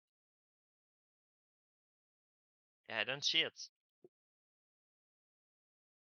think he's just losing a pawn here, and you cannot even like use find a useful move to activate the king. So maybe g4 takes, takes, and you have to go into this drawn. I assume drawn king and pawn endgame. So yeah, interesting stuff there.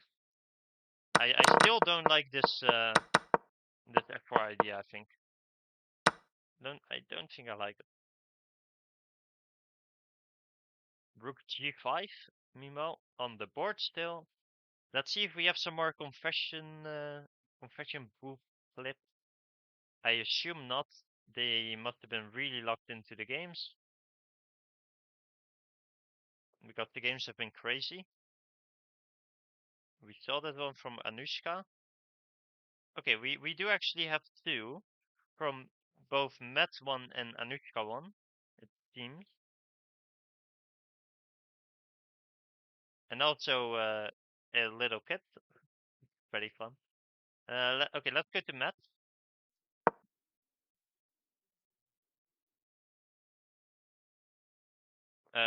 Meanwhile, we do first have a move on the board, on Kostya's board, which is a4, trying to go for a5, weakening the structure and trying to play this endgame that way by getting the rook active here.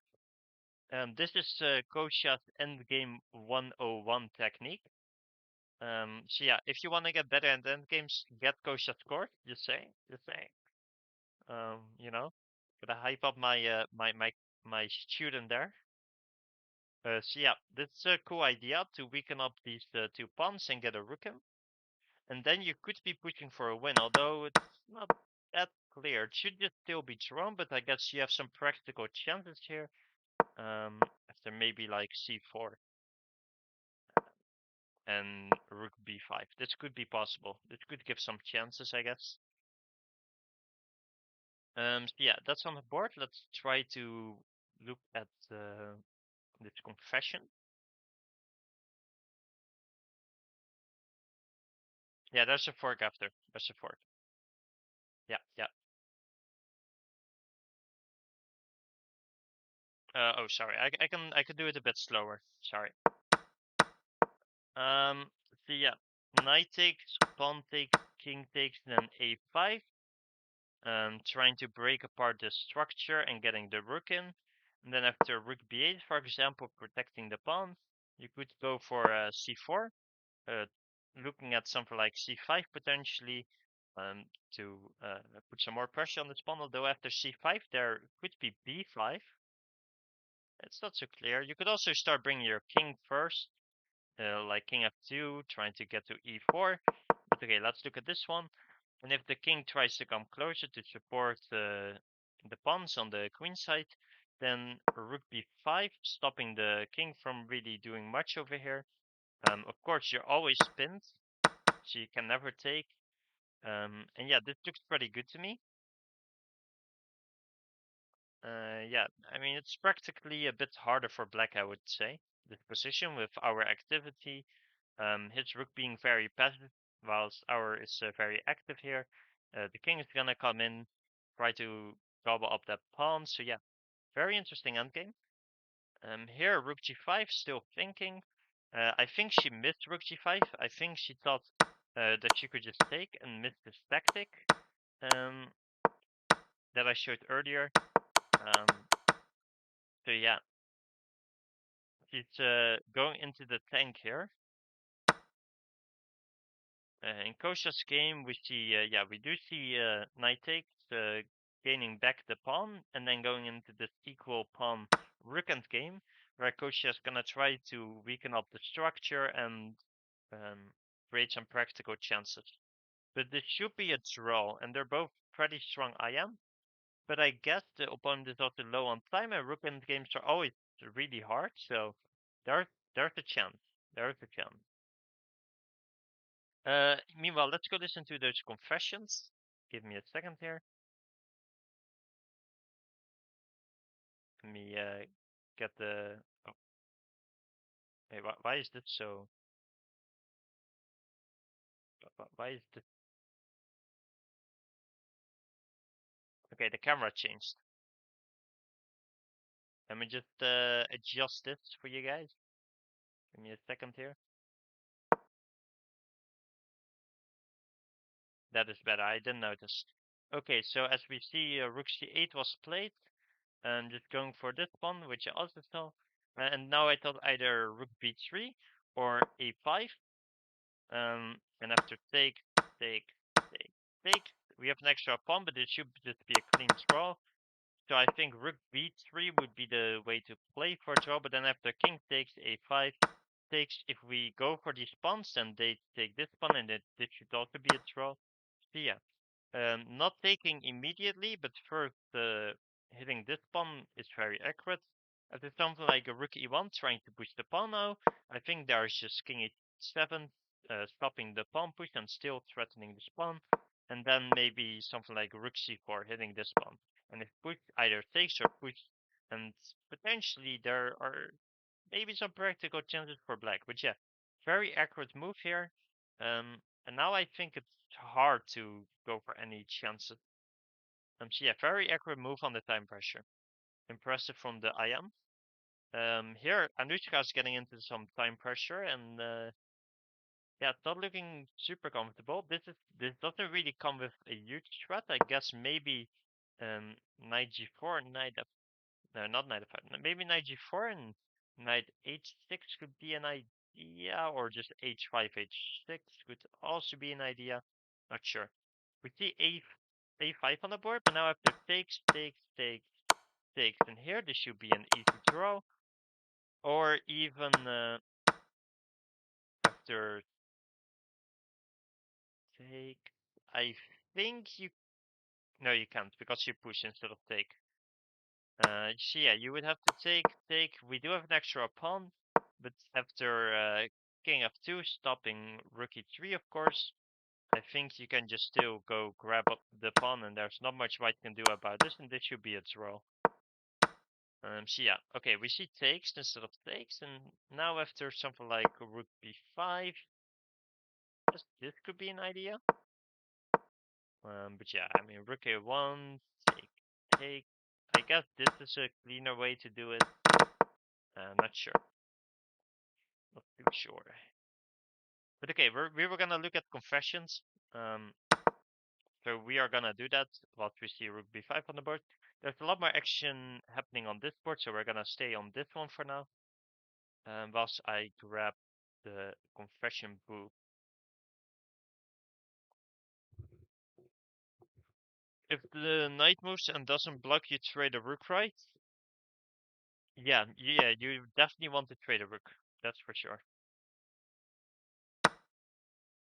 Yeah, right, Joel, when you have a rook endgame, right? Okay, we see takes, and this should be a dead drawn endgame after takes, takes.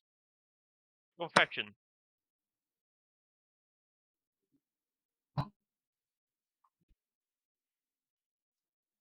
There's Matt. Quickly coming for Okay. Hi, Matt Pershard, 31, 1776. Move number, I don't know, but I've just blundered. I lost the game. Okay, he just blundered knight f2. Didn't mean to play knight f1 first. I wanted her to take the pawn, so I was going to play rook across. Pawn takes, I pin the knight, then we trade rooks. So like, let's say rook f. I wanted to play rook f1. Knight takes d5. Queen. Okay, let's put this on the board. What he's talking about. This is just a drawn endgame, so not really much to see here. Okay, we see the move rook f3 on the board, hitting this knight. As talked about earlier, but I thought maybe just king d2 should be perfectly reasonable. But he's talking about at this point, instead of knight f1, he intended to play rook f1.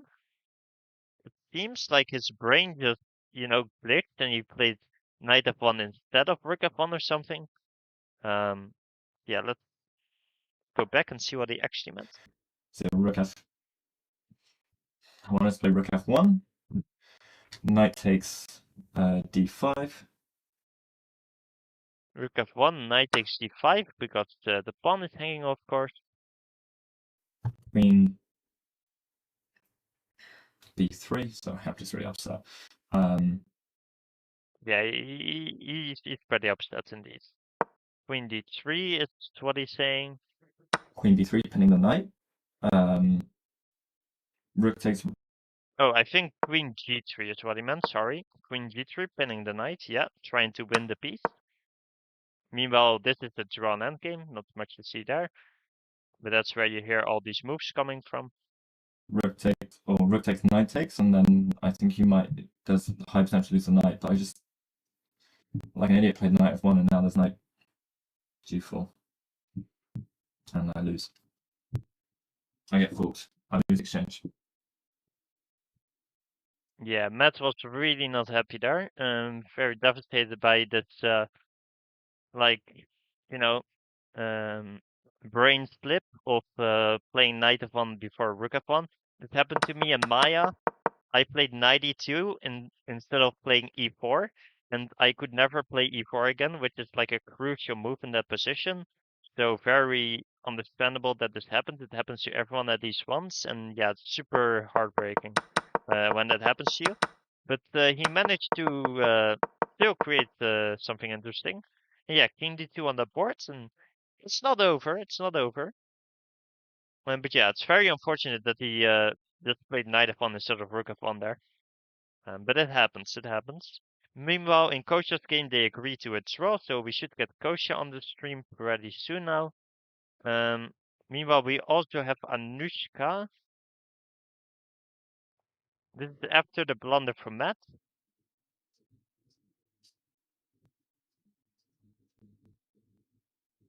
He should appear any moment now.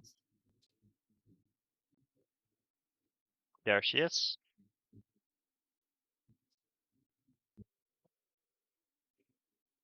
Well, Sani 22, 16, 16, November. I just played knight g4. Oh my god. Okay, she just played knight g4 here. I think knight takes g4. Oh, knight g4 right here. So the winning tactic, essentially. Oh my god. I like. It's not clear. There's some lines where you can attack the for a piece in the rook. Yeah, so she's saying it's not so clear because there is this line with rook g4 where you can sack the queen for both the pieces, which happens, and it's not super clear. Which is correct. I still have to play that endgame, but like, oh my god. It's like palpitating. I don't know if I'm so nervous. I almost took on d5. Would have been crazy because there's going to be great. Thank God I didn't do that. Yeah. Okay, so she's saying she's very nervous and she almost took on d5, which Matt pointed out with rook f1, where queen g3 is a really good move. So yeah, that's what she's talking about here. Calm down. Okay. And she's also very nervous, just like Matt after blundering. And yeah, no other confessions it seems. So yeah, that was pretty interesting insight there from our players. Queen f4 though. Yeah, we did look at queen f4 actually. And then if the rook takes if the king tries to run, then we saw this. But this should be very good for the black pieces. So I think you can just start running the king away. And if you try to stop the king from running away, then you get this exchange, which should be good for black, and black should be winning. Meanwhile, let's see where Kostya is. Hey, Kostya. Interview question mark? Maybe it's in the chat. Let's see. Nope. I'm back again. How are we doing? Kostya just secured a draw in the Brookend game, as you can see here. And between Matt and Anushka, Matt just played Queen D2, and we were a bit skeptical about this move due to Queen F4, which just got played. I pointed it out a while ago, but I kind of forgot about it. But yeah, Queen F4, and it's really uncomfortable over here. And yeah, the only thing that White can really do is this. but then this should just be a 2-result endgame for the black pieces, as they're gonna pick up the pawn probably pretty soon. And yeah, then this protected fast pawn should be really strong. Let me just turn off the audio from the confession booth there. So yeah, that's kind of what's happening here. Rook takes g7 is played, so either Matt is gonna go for that, or he's just gonna try to give checks with one rook and keep the other rook here to play rook e1 at some point. That's also possible, but then rook d4 comes, and it's not so clear. Rook, if you go to e2, then you block the defense, and yeah, it's really not ideal here.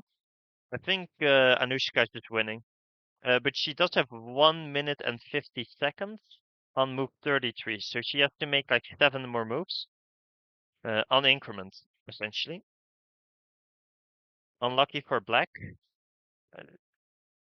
You mean in Kostya's game? I mean, in Kostya's game, it's a bit unlucky for white. White was the upper pawn the whole time. And in this game, it's not a draw for black, right? Is it? Like, can we not just run away? And as we talked about, if this rook comes, then this is just winning for black. So, not sure what the game you are talking about. Hey, Tim, welcome in. You're sure she can escape if she cannot? King e7, if this she goes here. Oh, oh, this move. Oh. Oh. Hmm. I forgot about that move.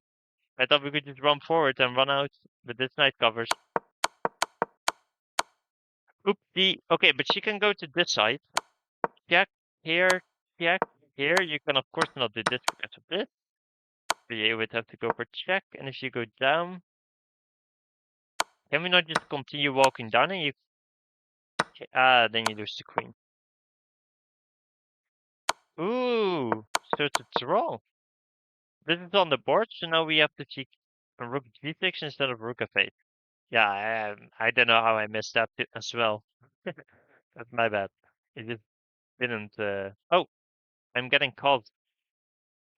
Hello, Anushka. Yeah, I think I had a flip at the end. I think into maybe on the rush. What's the draw? What happens? I'll take your word for it. Oh no, it's like suddenly your king's like come around all the way to this square and I've got no more checks. No, but I don't think that's good because you can always like you can just keep checking me, and then if you get to a place where your rook is defended, like your knight goes here, right? If you get to a place where your rook is defended, then you just stop checking. I think. Put them up. That was like the way I was gonna go instead of king f8. I was gonna go king h8 first, and then that was my losing attempt that I saw, and I was like, oh, let's just not do that. Yeah. For a second, I thought you made it yourself and that you had king f6. But like as soon as I did he call? Oh, we're on this. I can't hear. Hello. Hello. Can you hear me? Yeah. Hello, welcome. What's the draw? Yeah, right. F1. Knight What's F1 the draw, right? I'm just go here. There you go. Anushka, what's the draw, right? Yes, it was a Yes. Okay. What's a crazy game? I know. At Which first, is what we want. I think it was interesting. Yeah. Yeah. I thought at first Matt had some nice chances there with the kingside attack. Same. Yeah, same. And then, well, I thought it was kind of bad though, but anyway, well, we can go through. 1 sec, let's get the game up. Yeah, I'm just gonna. I think. Is this as loud as it goes? No, it can be loud. Is this Sam? Can you say something? Yeah. Hello. Okay. Just do this. All right. Doesn't work. Okay. I'll go through the game for you guys. Do you want me to stream or like stream my screen in Discord? No. We have the game up, so we'll just follow. No Okay. engine. Okay. Yeah, I'm not using the engine either. Don't worry. Cool. Okay. So it was the Nidor, just open city and Nidor. That's told us in the confession booth that he was gonna Oh, you go did? for this. Was I right about bishop d3 bit? Sorry, let's go through to bit by bit. Yeah. So e5, very common move. F3, so just the normal knight off setup, and then this knight d5 move from Anushka. And Sorry. I believe Our board is. board isn't working. I think it might be Oh. on there. Can you stream the board that you see? Yeah, of course. Working. Sorry. Yeah, no Thanks. problem. No problem. So 95 is like main move, as Yeah, far as I 95 understand. is main move.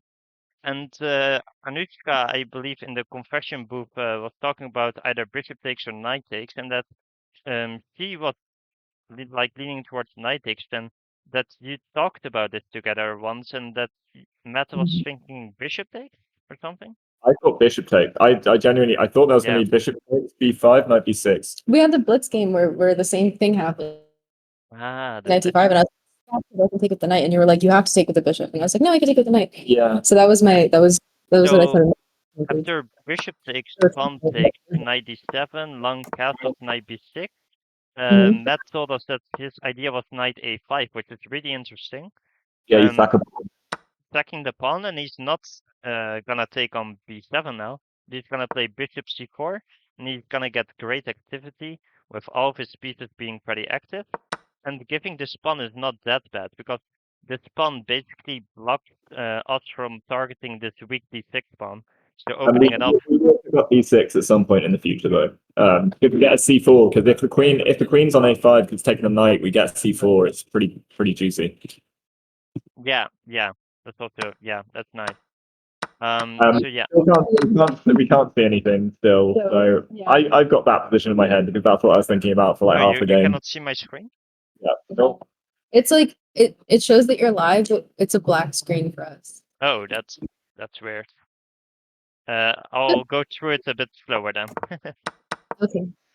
So yeah, then after knight d5, he went for knight takes, which I thought was correct. Looked good to me. And then after pawn takes, bishop f5, long castles, and this is really the deciding move of like how the middle game is gonna go. Of course, with long castles, Anushka is gonna try to attack the king on the queen side, whilst Matt might be aiming towards like h4 and g4. And it's gonna be a very fun game with three result game coming up. Oh yeah. Yeah.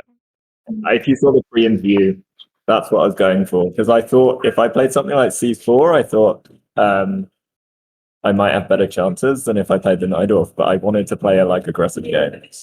Yeah, no, for sure. The content of this game was great. It was very aggressive attacking game from both sides. So the content this was good.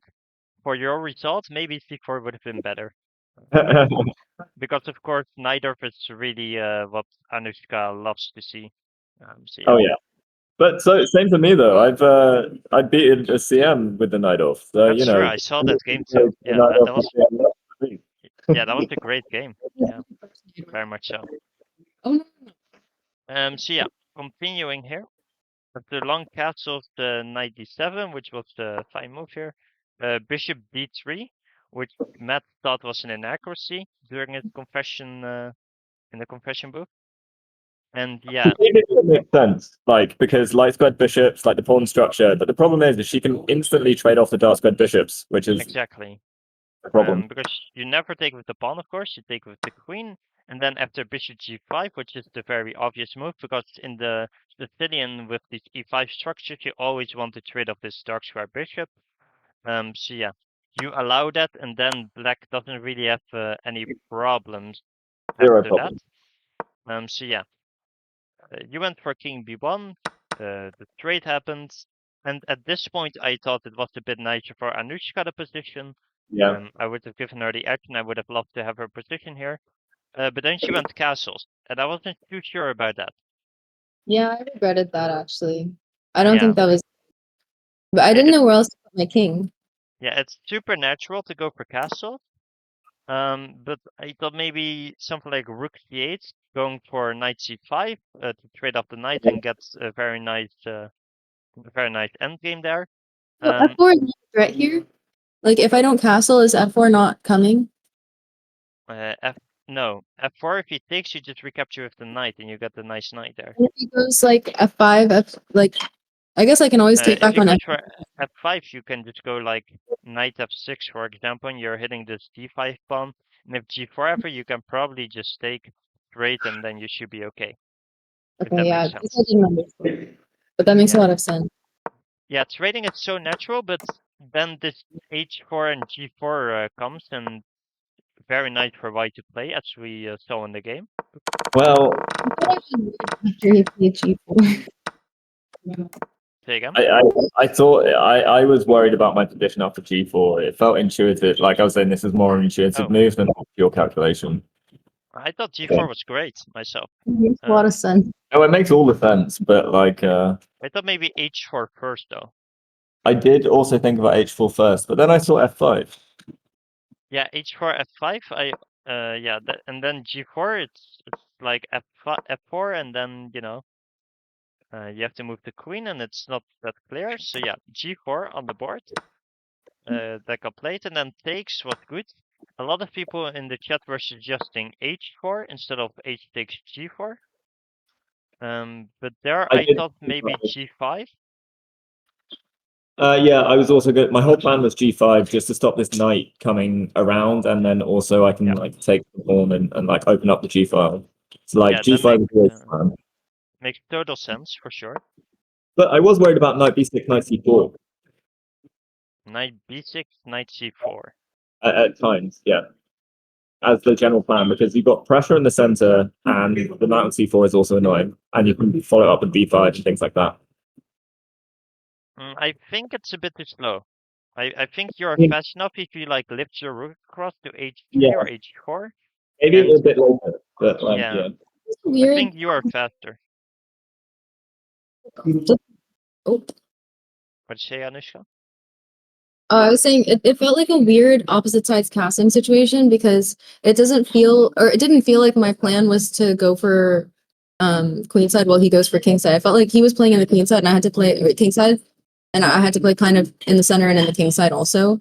Yeah, which exactly. Was That's why we were thinking that it was a lot nicer for white because they did have easier play. Even though it's not like objectively a lot better for white, it's just so much easier in practice.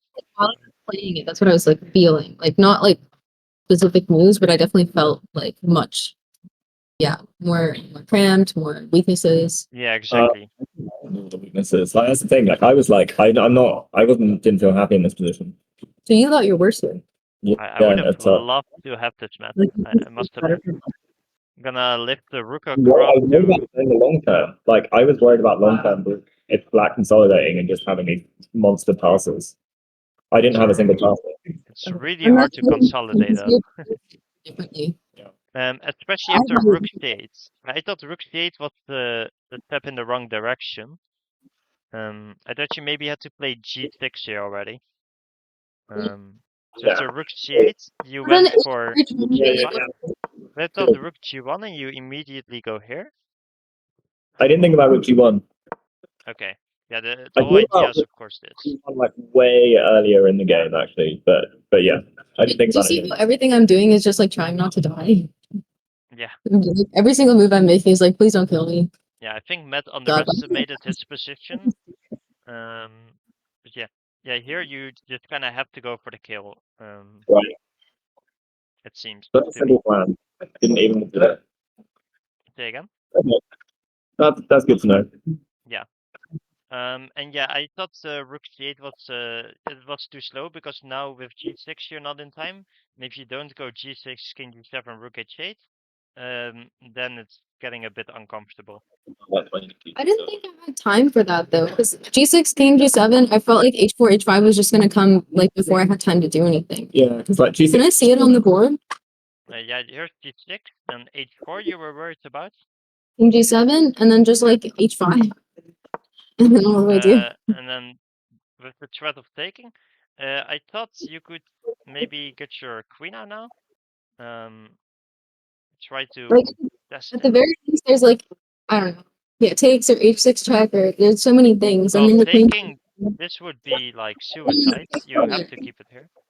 Sam takes for white. Whatever. Take is black. Whatever black's move is, then Let's white. just do something. Takes, and then this is of course a big issue.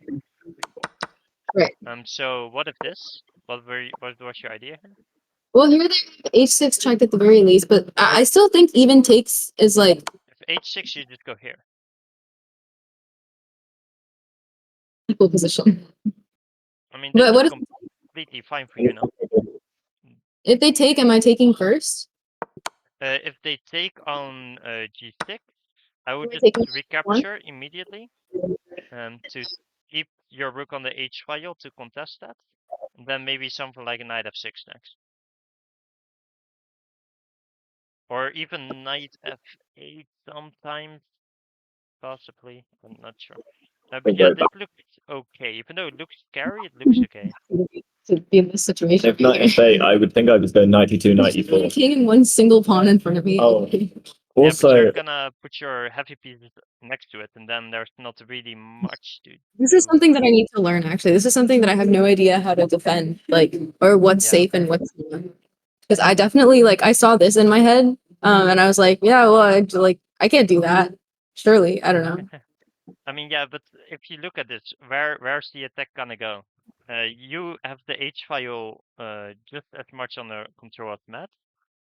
He cannot come in and go for some attack there. And if he takes, now you have it all to yourself for a moment. You're gonna put your other rook on f8, and Queen F3. both the files, are under your control. You're cutting out a bit. Sorry. Oh, sorry. I was just it just looked very scary to me, but It looks very scary, but objectively, you're okay. It seems with just pure calculation. True. Even that Hey, Kostya. Hello. Are you happy about the draw, Kostya? Not really. I think I didn't check, but we analyzed and it looked like I had some chances. Yeah. Where did the opponent think you went wrong? Well, we thought that I should go bishop takes e7 instead of queen takes g4, and that endgame would be good chances for. Pretty interesting. Yeah, we were a bit skeptical about f4. Oh, f4. A lot later, yeah. Yeah, I mean, we thought if I don't play f4, I might end up worse, but yeah, I wasn't sure. Yeah. Yeah, okay. We'll look at that after this game. Okay, so rook c8. That was a bit slow with defense, but okay. Then g5 happened. I thought the idea to go rook g1 and then rook g4, so that you can get the queen to h3 immediately instead of rook g1, So rook my h3, rook h3. before was that if they play g6 or after f5, then on queen h3 I have rook h4. I was just trying to defend laterally against like queen lift, rook lift things. I mean, yeah. Also, I was debating between h4 and 92 here heavily, and also I was meant to go 94 straight away, and I didn't. It's weird. Yeah, you had some moments there. You told us in the confession booth, which was really unfortunate. But yeah, rook c4 I thought was a great move, just controlling the fourth rank. Stopping any like rook g1, rook g4, rook h4 ideas. I thought it was like basically the only thing I could do. Yeah, Everything we else thought is- this was for sure the best. That's what I We thought were too. also looking at something like queen b6. Weird. It looks funny, but I think it like practically it's very good. Well, I thought like queen c7 kind of things, maybe. Queen c7, then I'm not on this diagonal anymore. Yeah, Yeah, that's true. we thought maybe queen b6. There were people who suggested queen c7 as well, but I think rook c4 was by far the best. Yeah, that was a good move from Anushka. And then we got knight d2, getting a tempo on the rook and rerouting the knight to the attack. I should have gone I to wasn't- e4 straight away though. Like rook c5, knight e4 was always the plan. Rook c4 and then? I'm sorry, rook f4. Oh, rook sorry. f4, knight e4. You mean? Yeah, that's what I was gonna do, but I pushed h4 like instantly. Ah. But Okay. because this stops all of this like f6 stuff that screwed me. Yeah, and h4 and then f5 was a very good move by Anushka. Yeah. So Anushka. My lack of knight e4. Like knight e4 was the move, and I was also annoyed at myself. I played h4 without knight e4. Yeah, that's fair. So Anushka, I think in your game with Wiebe de Witte, where you both played, or someone else, one of them went for like this crazy kingside attack with like g4, very fast or something. You remember? I think mine. There was Say again? something in my game. He did something like that. Yeah, in your game. And in that game, he also got his pawn storm, and the only way for you to survive was also f5. In a very similar way. So I thought maybe you looked at that game, you analyzed it, saw that f5 was an idea in such positions, and that you remembered it for this game, that f5 is like one of the ideas how to stop these pawn marches towards your king. I wasn't thinking about that game specifically, but I guess. Yeah, that's funny that it happened twice. Yeah, but did you remember that like or did you have the thought that f5 is one of the ways to stop such attacks, or was it I just a thought move? here's the thing, right? I wasn't trying to play good moves. I was playing only moves. So like yeah, did I think it was good? Yeah, but that's because I thought everything else was like Okay. losing. So you thought f5 was the only move to stay alive? Basically, yeah. Or the only move to play for like something. Yeah. Yeah. I agree. So that's good. But yeah, I thought Oh. maybe you made a connection with the other game. That would have been fun. No, it's cool that you did. Yeah, usually that comes after. Yeah, I had so many ideas here as well, and I was going to play rook f1 or one of the because I was like, well, what are you doing? Yeah, this is what you said in the confession booth. Rook f1 instead of knight f1. Somewhere. Like, why not? Yeah. But then I was like, your rook's sort of moving around a lot, and then I was just worried about you having passed pawns, and then I saw this like idea of the knight getting pinned, and I played knight f1 and well, yeah. Anyway, we'll get there. We'll get there. Yeah, we'll get there. So yeah, en passant, we were not happy about the Matt. Yeah. We didn't like en passant. We thought the rook g1 was gonna be the move. G1 as well, pushing the pawns further. Because with en passant, we were looking at all the captures. We thought all three of these captures were pretty much okay for black. Because only knight takes is good. That's what I evaluated. What we thought at first, because when you get so much activity along the f file, this should be but knight e4 now. Counterplay. Knight e4, and you're with the idea of this, yeah. And also knight g5. Go back. Yeah, knight g5, knight e6, but when you get the knight to e6, after and now knight f6, you can always take here. No, but I wasn't going to do that just yet. I was going to go queen d3. Actually, no, you can't always take there because you go queen b3 anyway. You pin the knight. So even if the knight does take, you pin it. Ah, you can pin it there. Yeah, that was also a plan. Ah, that is true. Yeah, I saw it in the other line where you suggested, but yeah, here you can also pin it. That's true. And then Okay. I mean, I didn't like the using it. So yeah, but we thought if you get enough counterplay along the f file, it should be objectively okay, unless there's something concrete, like for example, knight e4, knight g5, for example. But yeah. So after knight takes, rook df1. Can we have a look at that instead of knight f1? We looked at this for a little bit because we heard you say that this is what you wanted. Where after knight takes, you had this move queen g3 to pin the knight. Yeah. And Anushka also talked about this in the confession booth, where she almost wanted to take here, and then she saw this queen d3 move, right, yeah. Anushka? Yeah, that was the first thing I wanted to play, and then I was like, oh, it doesn't work. Yeah, exactly. So yeah, you both spotted this and told us in the confession booth, so that was also pretty cool. So yeah, after rook f1, what was your idea, Anushka? Well, my general idea with f5 was if I can trade one pair of rooks off, then like maybe I don't die.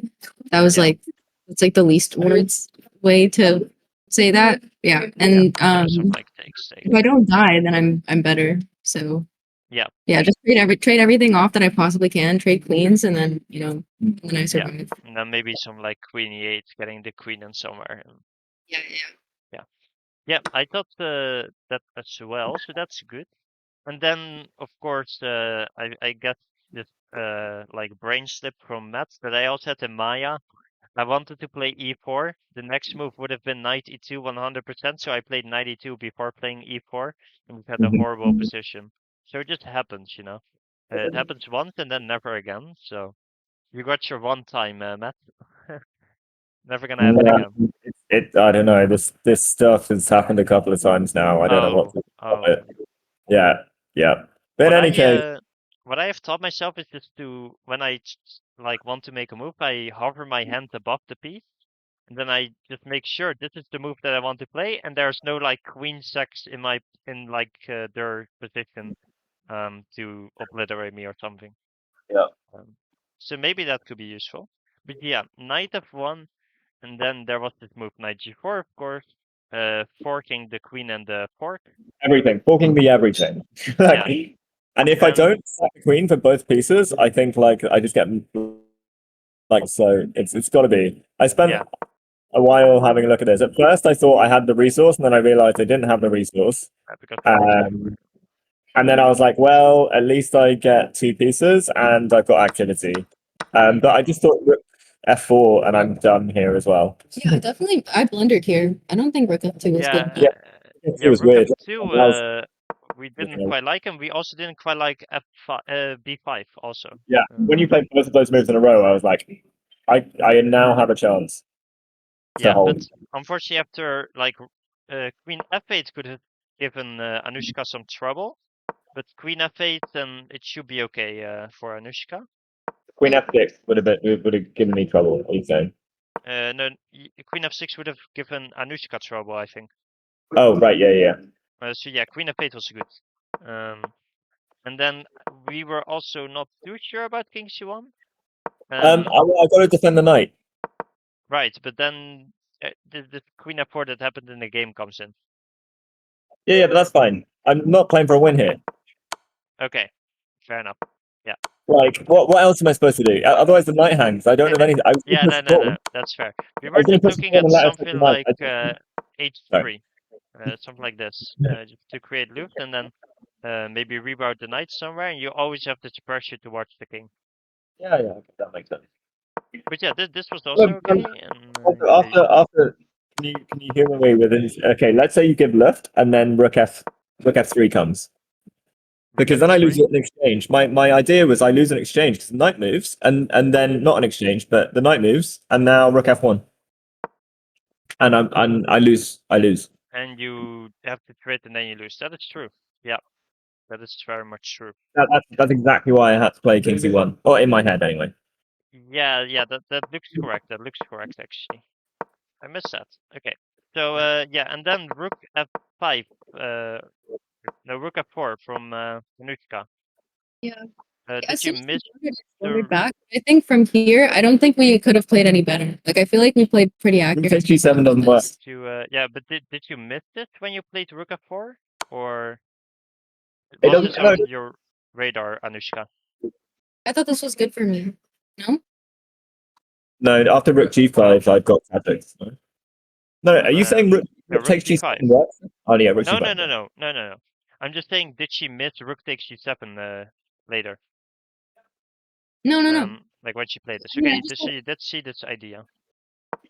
Because then we thought this rook f4 was just a bit like, what does the move do? You know, sure you kick the rook away, but it doesn't do much. You went back, so yeah. I guess. Yeah. Although the question is can you not take the pawn because of knight f5, or can you not take the pawn because of rook takes g7? I calculate both. Because rook takes g7 is really interesting. If you play with the queen, then I fork and I win. Yeah, and I guess you got to move here. But then I was like, knight f5 I think is stronger. Yeah, knight f5 I just like did the pawns defended or attacked too many times. Knight f5, and if you go here. And then there's so many things I wanted to do here. Knight takes g7 for starters.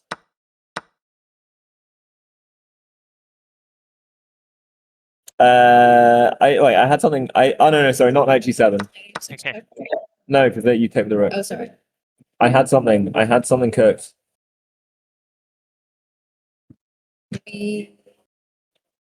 No, just I guess I maybe was seeing like, maybe those nothing two. takes, but then I lose.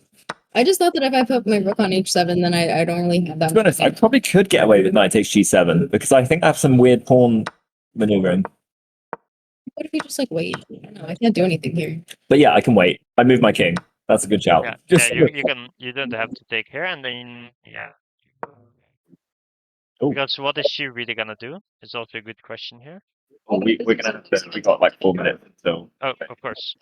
But yeah, overall very interesting game. I think at first Matt was a bit better over. Well, Anushka was a little bit better after the trade of bishops. Yeah. Then Matt was a bit better after he got his g4 in, I think. Practically at least. And then Anushka was a bit better after f5, I think. And then she kind of lost it when she went for this rook f2 b5. So yeah, and after that it was just draw. Yeah, it was a fun game. It was Very fun game. So the first thing I said was we could have prearranged this. Could have prearranged the draw with a sick game. Yeah. Yeah. Oh, there's so much to learn from this. This is great. Thanks And for commenting. Thank you so much, Sam. Yeah, and you're still good friends now after a draw. So I don't know. I know. I was saying like. Really I like in the confessional booth. I was like, while we're at the board, we're not friends. say that. I don't know. I still kind of felt like if the draw happened, I wouldn't be like so like sad about it. I don't know. Yeah, that's fair. I feel like that's easy for me to say. Yeah. And do you guys know what happened with Kostya or? Kostya drew? Okay. Is that what happened? Yeah, he drew. He was better almost the entire game, and then the opponent just held it and drew the end game. Speaking of which, we need to go to broadcast people with Kostya. Of course. Well. Okay. Yes. Have a good one. See ya. Bye bye. Have a good one. And they're gone. Okay. We're not gonna get an elaborate interview with Kostya, but King d8 near the end. We looked at that. I believe it didn't work. Hello everyone, it's Kia. Yeah, that were the interviews, I guess.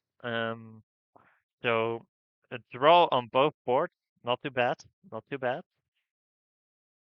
And yeah, they all had fun, so they're all good friends still. I had a lot of fun commentating, and I think that's gonna be it for me.